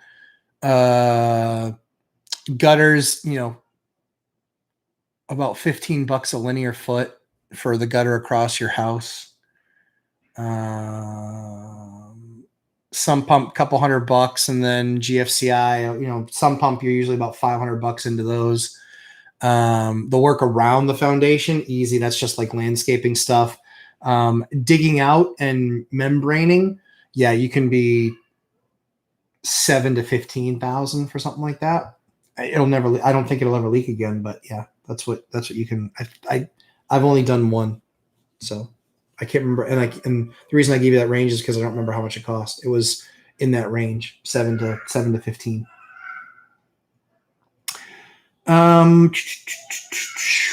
Matthew Paris. I've stuck with them because my broker always gets our loan through when other companies tell us we're crazy. Yeah, I get it. Yeah, you got to diversify though. Because I went to one of my banks. So the reason I went from my 2 local bank to my 4 local bank, where I did 2 deals and went to 4, is number 2 told me no more deals. Well, I'm not shutting my business down. I'm still going to grow. My number 4, guess what happened? Their products were crap. That's what happened. Their products turned to crap. And I was like, well, I'm not paying that much of a premium to stay here. So I started searching and found and got some introductions and had those conversations. Like, yeah, we want to start doing stuff with you. That'd be cool. And now they have 17 mortgages, I think I have with them. So now that's a little bit of a pain in the ass. Won't lie. But to be expected, like I get it. Like you've mortgaging 17 properties with one vendor. We have to do something called a PFS, a personal financial statement, every year. And that's extremely long and extensive process. They want to know everything. So it's my life sheet. That's why I actually made that life sheet, was because I wanted to be able to just pass that to them. So there's that. Then there's taxes. There's other stuff, other events and things like that you've done through the year. So yeah, that's that piece. But yeah, I would, Matthew, I would be shopping. I'd have conversations, have that list together, be talking to other smaller banks. Yeah, I guarantee you'll find people to do business with. Guaranteed, no doubt in my mind. G. Glover. I live in NorCal, looking to invest out of state. Any suggestion on locations? I don't have any suggestions on locations. And the reason why is because this is what Mike does very, very, very well. Mike Zuber from One Inch all the time. He invests 2.5 hours from his house. I don't own anything more than 30 minutes away. So that means I can self-manage, means I can better control costs, etc. from that perspective. So I would be doing you a huge disservice only because the way that I do it is completely different than everybody else does it. Or a lot of other people do it anyway. So yeah, Mike, one rental at a time, I would be looking at how people approach his. I think you're actually in that group already. He does one with like Roof Stock, I think it's called. I think that's the vendor, Roof Stock. They're really good. They evaluate markets. And so they might have something you can find in there. Cheap is not always better. But for me, largely for me, I would probably stop. I'm sticking in my region. I've talked about going to other regions, but it would be based on buying an entire portfolio that's already set up, that already has a guy, helping manage it and that sort of thing. Yeah. What would you do? I only own a duplex cash flowing $725 a month with $88K left in the loan. Ooh, okay. Estimated value $180K. Okay. I like the cash flow, but don't want to slow my growth by leaving money stuff on our property. Okay. I have 70K saved in my next deal. Don't need the cash right now. Current rate 3.1 on a 30-year. Angel, those are cool. Those are good numbers, my man. They're good. So what would I do there?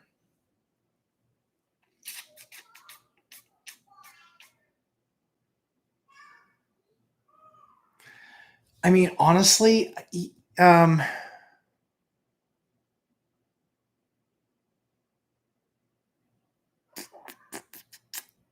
like even if you got a 70%, do the numbers. Like talk to a couple of banks and figure out the numbers that they would give you. Like if you're 70% loan to value, right? So let's say it's an estimated 180. Call it the 180. Call it $60,000 is going to get you. So even though I know it's 54, I just want to make it easier for everybody else. So 180 minus 60, so 120. So you might have 32K in equity there. You might want to get that, but it depends on that 3.1 rate. If you're still like, if you can get below that, if you can still get 30-year fixed.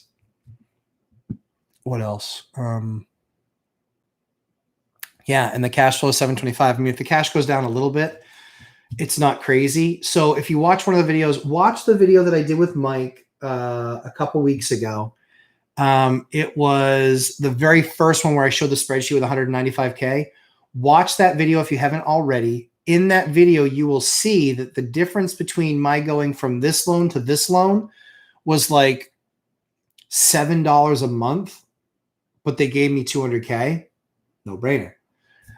If the difference of getting that $30,000 out of your loan is the difference of, 50 or $100 in the payment, then it's your call, right? That's still tons. I still think that's tons of room if I'm in your shoes and I'm doing the deal. But those are the numbers I'd be playing with, Angel. Those are the numbers I'd be playing with. That's what I'd be looking at.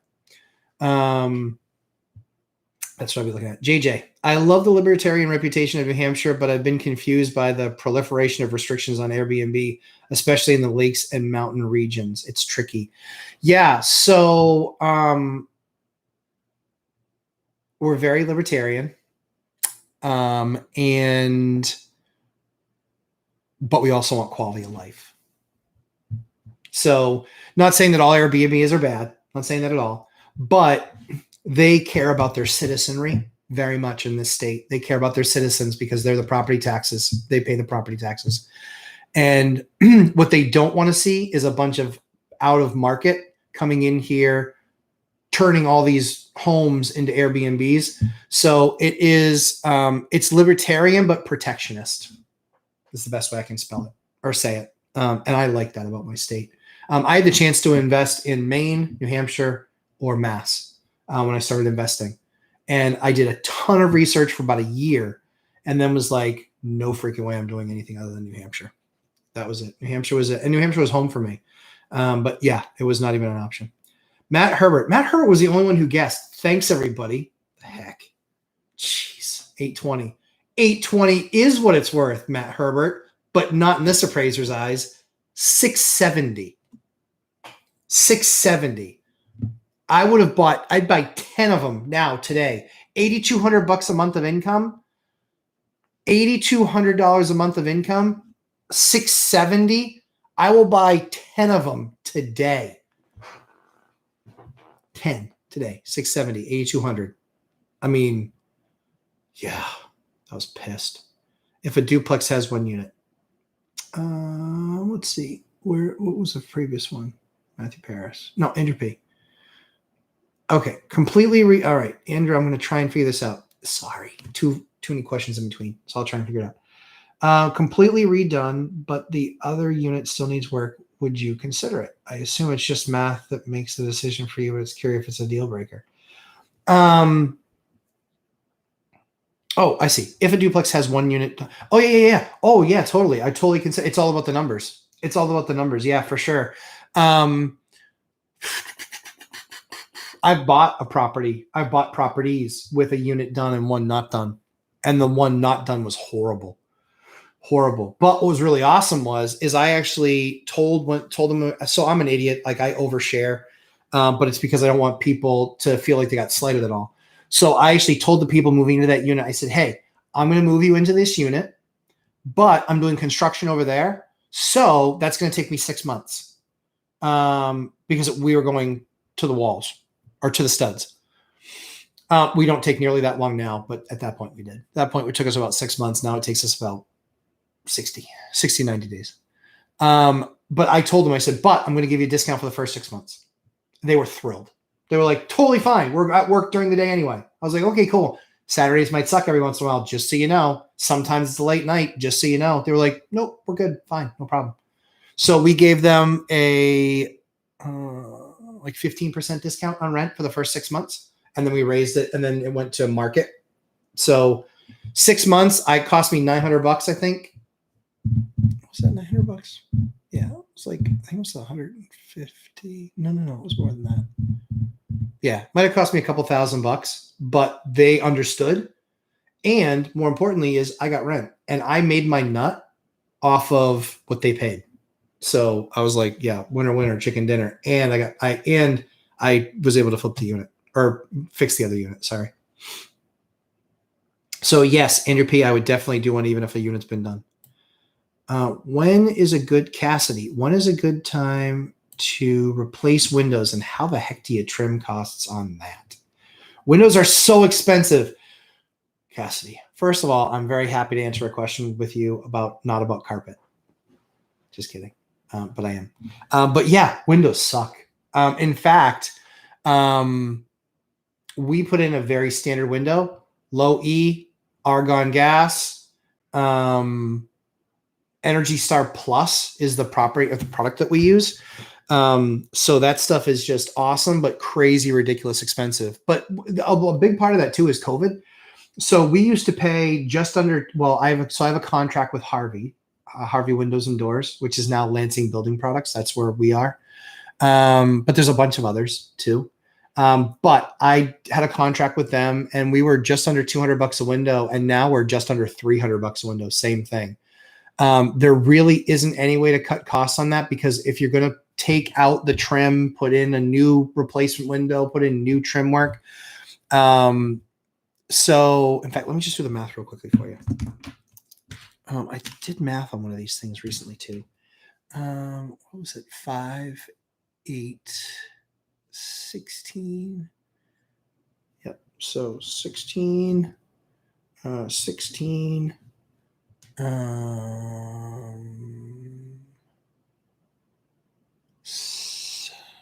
279, and then 50, no, 75.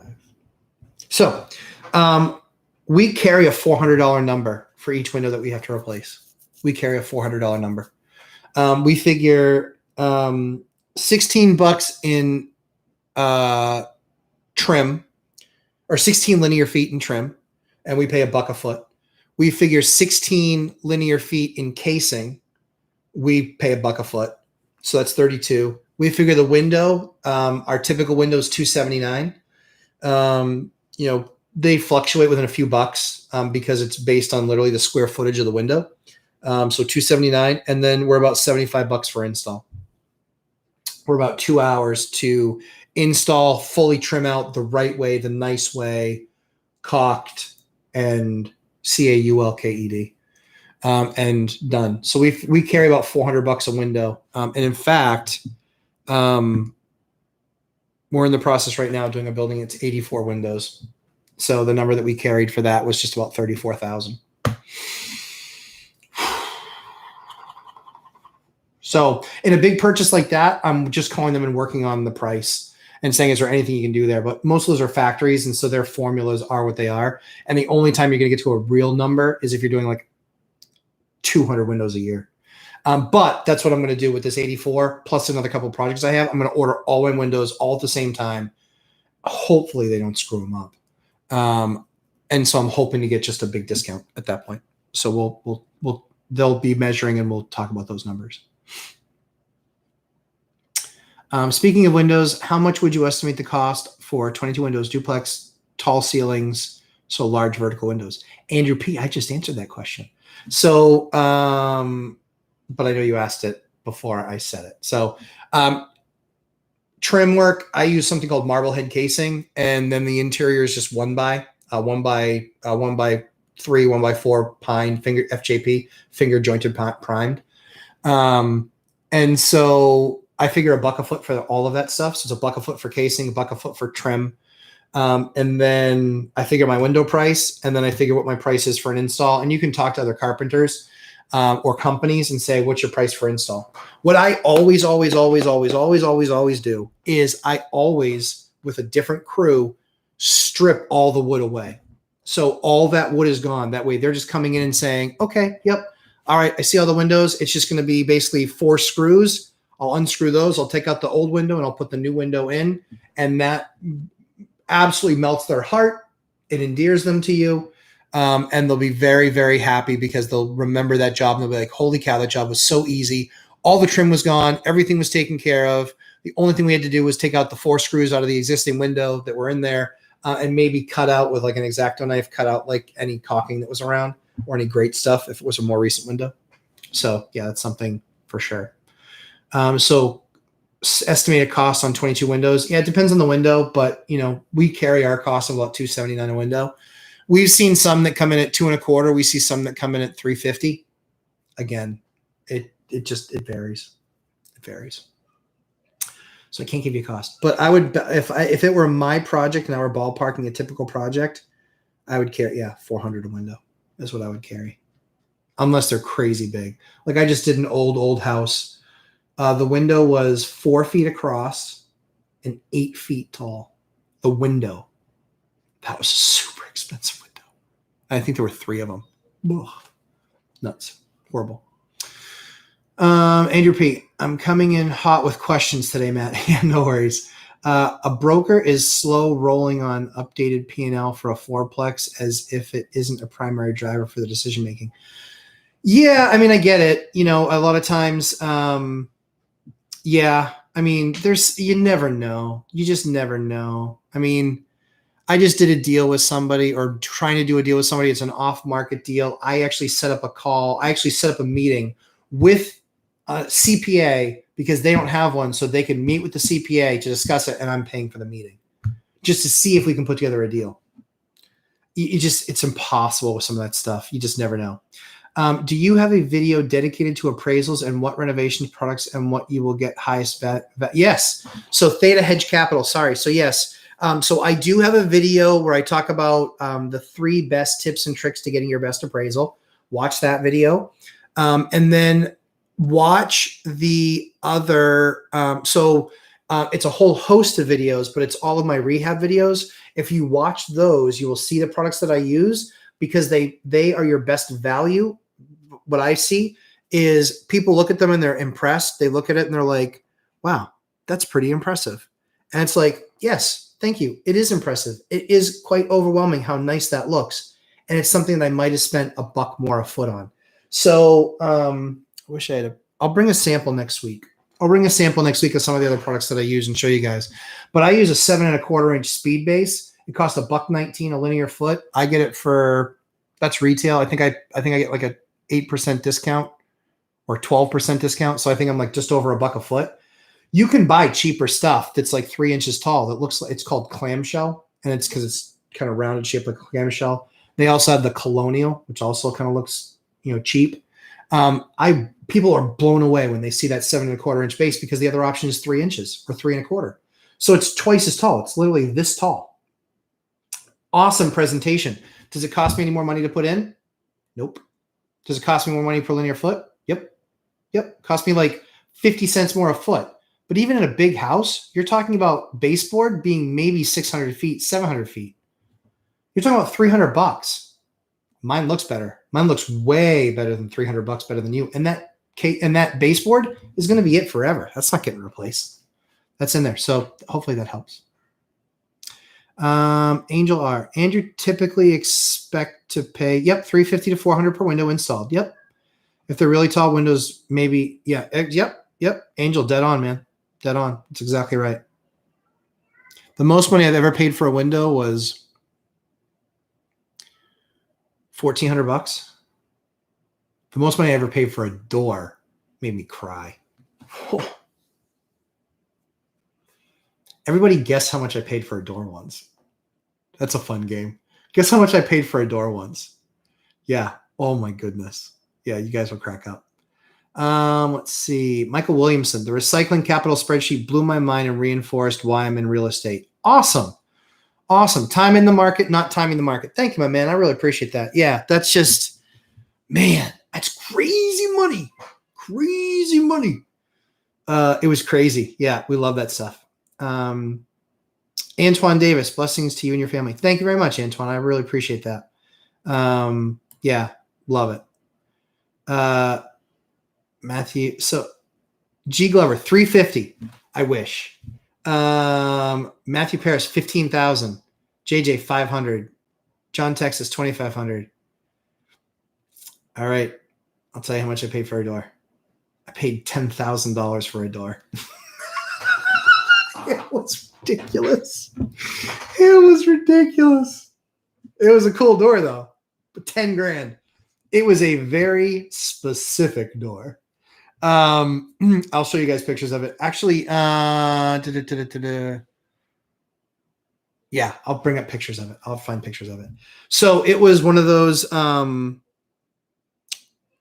large sliders. It was 15 feet long. And yeah, we paid $10,000 for that door. But wait until you see the finished product. You'll be like, shiznit, that is unbelievable. And it was. It was awesome. That door was the best. And so I actually had to find an engineering company that would make the door that I designed in my head. That was probably part of the problem. But it was awesome. It was awesome, awesome, awesome. This door was so freaking killer. And it was like 8 weeks to make. This was pre-COVID. It was 8 weeks to make. Now I can only imagine what that door cost. It has got a ton of technology in it. Super, super, super wicked awesome door. Loved that door. That door was just, door was kick-ass. That was in a house that my family and I used to live in, and I sold it a couple years ago. We needed more space because of all the munchkins. But yes, I will definitely share photos of that because that door made that kitchen and that seating area, like that is by far one of my most proud design moments because I bought this house in foreclosure. It had a massive black mold problem. We spent $10,000 cleaning up the mold problem. But I got them to discount the price $100,000. How about that for return? But yeah, $10,000 door, beautiful glass. It wasn't a hideaway door like pocket, but it would actually fold into pieces. And so the 15-foot door actually could compress to about 1.5 feet. Awesome, awesome door. Beautiful. Made the room, made the building. I'll show you pictures of that because that's definitely one of my most proud design moments. Yeah, it was just killer. But yeah, JJ, yeah, 10 grand. 10 grand. I remember my first 4 cars combined didn't cost 10 grand. Yeah, 10 grand. Glover, thanks for the feedback. I'm trying to stay local, but when we buy our first investment property, the next might take a few years. Yeah, I get that. Expensive market. I think you're in like the San Jose market, if I'm not mistaken. Yeah, that's tough, my man. Tough. I actually don't like high-end rentals. I don't like them. I like smaller, like the most expensive per unit building I think I've ever bought was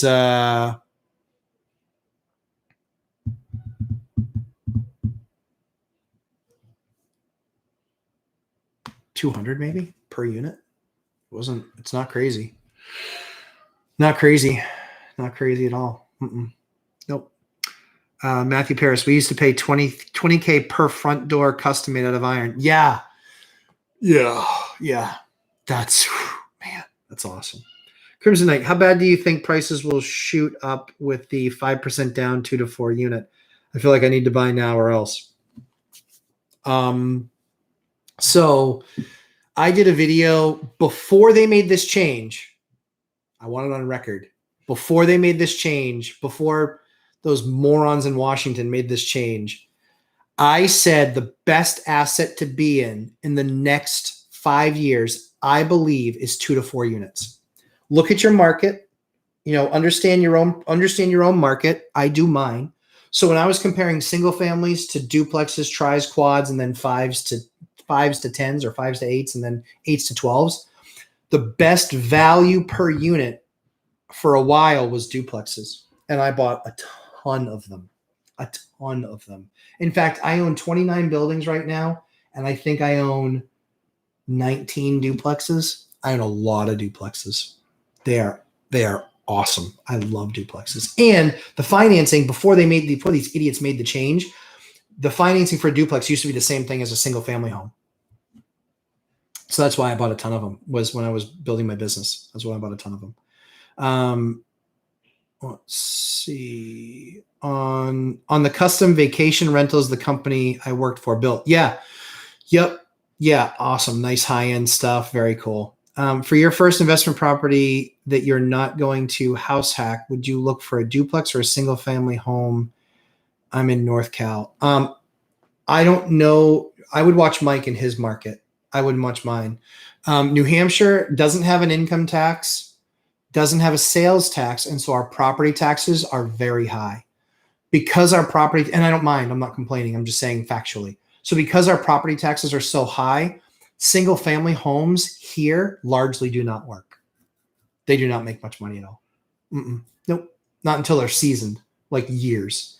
So for me, in my market, I'm always a duplex buyer over a single family. In your market, it might be different though, because California has much different rules than New Hampshire. So I don't know. Mike would be the one to watch better on that. Not so much me, because of our tax structure. Especially if the underwriter does not like my letter. $70K for a duplex is not really enough in Manchester. If I can't go FHA, make too much for the new program too. Yep. Okay. Yep. Sure. Yeah, I'm looking outside. And so G Glover, I'm looking outside of San Jose. Median home prices are $350 to $600. Yeah, that's a really expensive area. So I actually used to travel to the West Coast all the time. I worked for a tech company. They weren't in the Valley, but they were just outside. They're about 40 minutes outside of San Fran.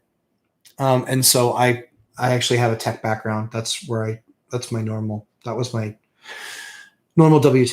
So yeah, so I know that enough about that market to know, generally speaking, what the prices are. And yeah, for me, it's not my thing. I could not give anybody any guidance on that nearly as well as others could. My buildings usually, most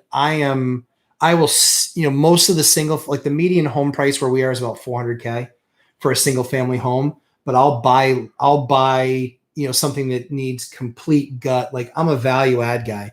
That's why my numbers look so ridiculous compared to so many others. That's why my numbers are so crazy, is because I'm putting all the work in, I'm putting all the value in. And I'm not saying I'm doing the actual physical work. In many cases I do some of it, but I'm not doing all that physical work. A lot of people, other people are doing that stuff. But that's where I'm creating value for myself, is because what's the number of people that can buy a property that needs $100,000 worth of work? Not many.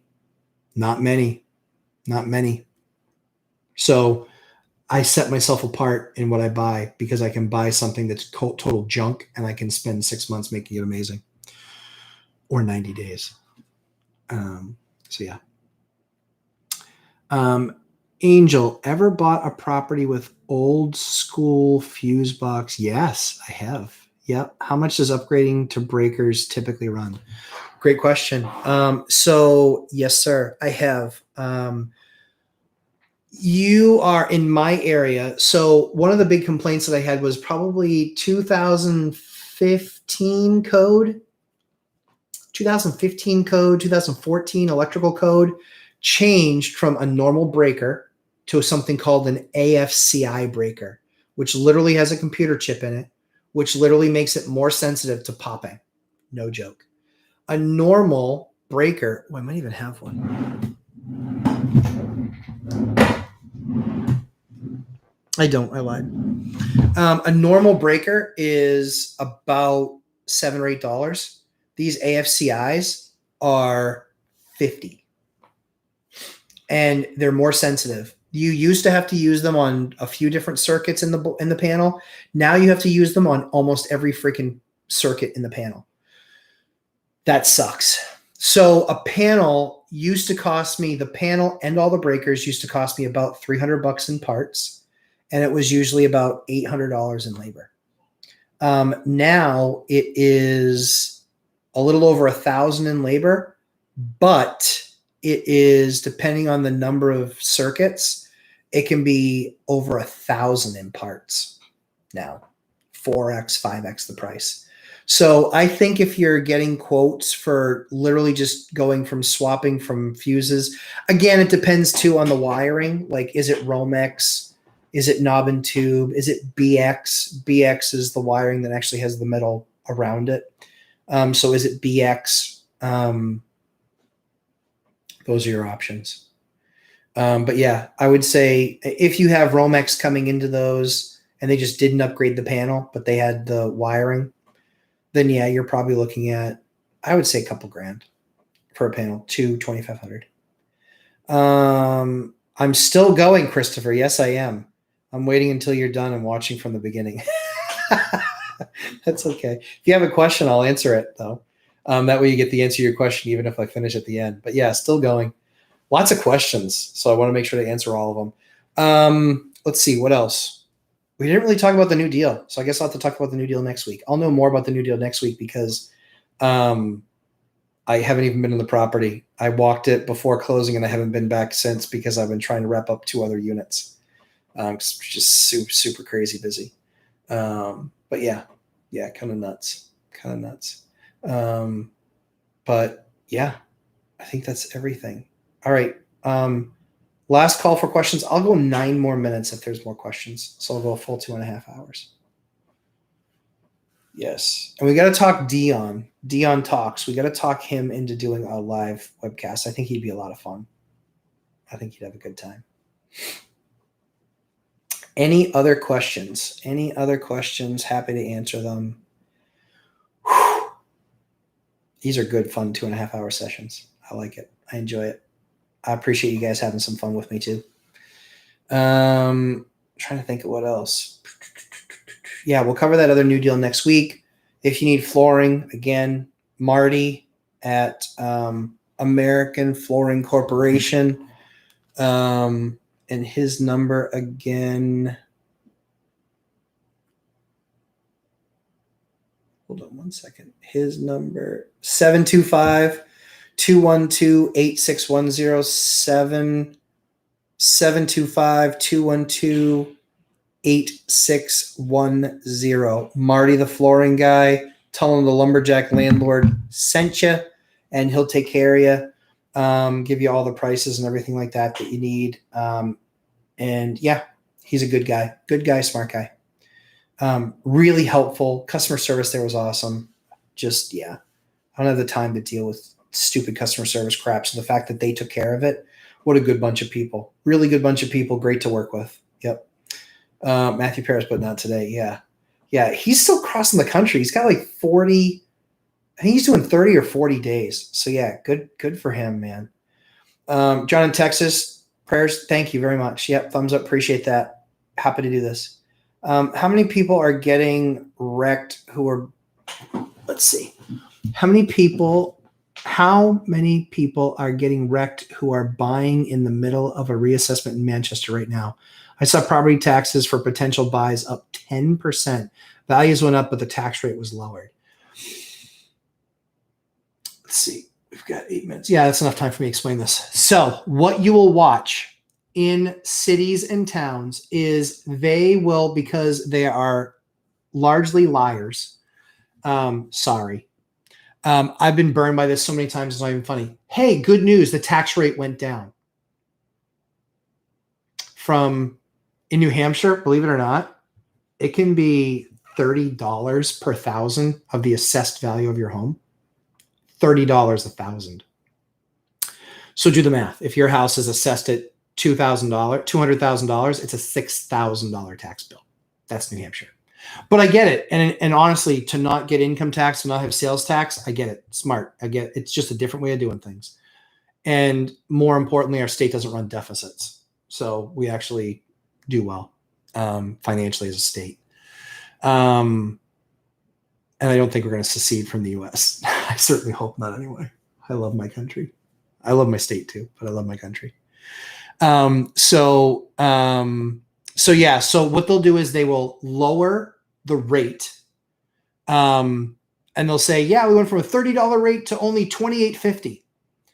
But then they'll have done a reassessment. And when they reassess everything, so if you think of the $30 going to $28.50, that's a 5% reduction, right? But then they'll raise the assessments will raise 9%. It's effectively still a tax increase because your assessments raised 9%. And so, yeah, they gave you back 5 over here. And they said, oh, the rate went down. 5% over here. But then they add 9% to the value of your property. And so you're paying that 95% on 109% of the value, which is better, right? So that's what they do. That's something secret that most states do. They lower the tax rate, but they increase the assessed value. Be very careful watching our government with what they're doing with unrealized gains. Please, people, please vote against this. Unrealized gains is the dumbest concept ever, because if they say that you made $1 million, right, or that something you have is worth $1 million, then they say there's a 3% tax on that. So you end up having to pay them that 3% tax, $30,000 on that $1 million asset. Next year, if that's like a house and it's worth $950,000, guess what? You don't get the money back. You don't get the difference back. So again, this is not a political channel, but just watch that stuff. Sarn L, thank you. You're awesome. Oh, thank you, Sarn. I really appreciate that. Crimson Knight, 24 per 1,000. They say the final tax rate will be around 1760. I'm estimating 1850. 24 per 100,000 or per 1,000 now. Yeah. So what they'll do is they'll jack the assessed values, but then what you'll find is that over the next 2 or 3 years, the assessed values will largely stay the same. But what they will do is they'll say, oh, but we're only going to raise the rate from this 1850 that you're saying. We're only going to raise the rate from 1850 to 1975. Just $1.25. That's it. $1.25. That's what they do. That's what they do. So you can watch it. I actually have done this study in my town. I wish I could find a piece of paper. I did it. I went 20 years back, and it was almost always lower rate, higher assessment, lower rate, higher rate, lower assessment. That's what they did when the economy crashed in 9, 10, 11, and 12. Guess what happened? Rate went up, value went down, assessment went down. Yep, that's what happened. Happened. JJ, thanks for the great videos and answers. JJ, you are more than welcome. I'm super excited to spend this time with you guys. It gives me a nice break away from life. So it gives me a nice break, so I really appreciate it. Yep, Nashua does that every year. In 2018, when Nashua reassessed, they didn't even lower the tax rate. Yep. Yeah, that happens too. Yep, they'll keep it flat, and they'll say, hey, rate unchanged, but the values went up 13%, and so it's effectively a 13% tax increase. The biggest tax increase I ever saw on a property in 1 year was 24%. 1 year. And that property has been I've watched it. It's not a property I own anymore. I don't know what the assessor, what kind of love affair the assessor has with that street, but something is going on there because it makes no sense. The taxes when I bought that house or building in 2017 were $6,000. I looked this year, they're $12,300. It's doubled. It's crazy. Does the Lumberjack prefer gas boilers or forced air furnaces? Yes. So I prefer the best use of capital and the best use of the space. So forced hot air furnace, if you already have all the existing ductwork and you already have all of the grills and ductwork and all that stuff is, good in there, and it's just a matter of a swap on a system, I would stick with an air furnace. The only thing that I might look at is fuel source. So probably not oil, probably natural gas, or I don't like propane gas because it's so much more expensive. So personally, anything that we have that's oil, we convert to gas, natural gas, if we can get it. We always do that. And then prefer gas boilers. For boilers, we put in IBC brand boilers. They are natural gas fed boilers. They are combi boilers, so they do heat and hot water, both of them. They have there are about 6 parts in them, and when you become a dealer for those, I'm not a dealer, but my plumber is. And so he gets a kit that's all 6 pieces in there, and freaking awesome. Anything goes wrong, he can show up, swap the part out, part goes in, we're done. So I don't have outages for days waiting for parts to come in for a unit. I just believe in amazing service for our tenants. And so we're not perfect, but we're pretty darn good. And that helps us along the path. So if I'm putting in a brand new system, IBC. If I'm putting in, if I already have all the ductwork, I just swap and I'll do a new forced hot air system. In fact, I just did 2 forced hot air systems. So that's what I did. JLo Flicks. I like the spreadsheets because I'm a visual dude and it helps me process the info better that way. Very cool. Yeah, I'm happy to keep on doing them. I'm very visual as well. If I see a number, I far better get it than hearing just numbers talked about. I'm kind of broken that way. But that's why the Chinese proverb exists, which is tell them and they forget, see and they'll remember, involve and they'll do. I don't know. I'm horrible memory. So, or when it comes to that stuff. Oh, just kicked my camera stand. That was fun. All right, guys, we hit the 2.5 hour mark, guys. It was so much fun hanging out with you guys today. Please make sure if you haven't given us a thumbs up, please make sure you give us a thumbs up. If you're watching and you haven't subscribed yet, please make sure you subscribe. We got a bunch more content. In fact, guys, coolest piece of content I put together in a while with a guest. And my time with Mike is awesome and Dion. It's a blast, but this one's really cool. 23-year-old girl, working her job, working multiple side hustles, getting her money right because she wants to be on the property ladder in the next 12 months. And she's going to hack. She's going to do the Lumberjack Landlord course. She's already doing my financial spreadsheet, getting the money right. So love spending time with you guys today. Really appreciate it. Thank you so much. Appreciate all the thoughts and prayers for this week and what we're going to go through for testing and everything for little baby Anna. Again, just thank you for your thoughts and prayers, believing for a miracle there, that we're going to be talking about how her cancer is all gone very soon. So appreciate you guys. Have an awesome week. And again, look forward to next Sunday, 11:30 a.m. and looking forward to that. Guys, thank you again. It's an honor being part of your investment journey. And we'll continue to provide value as best as I can. So thank you guys. Appreciate you. Have a great week.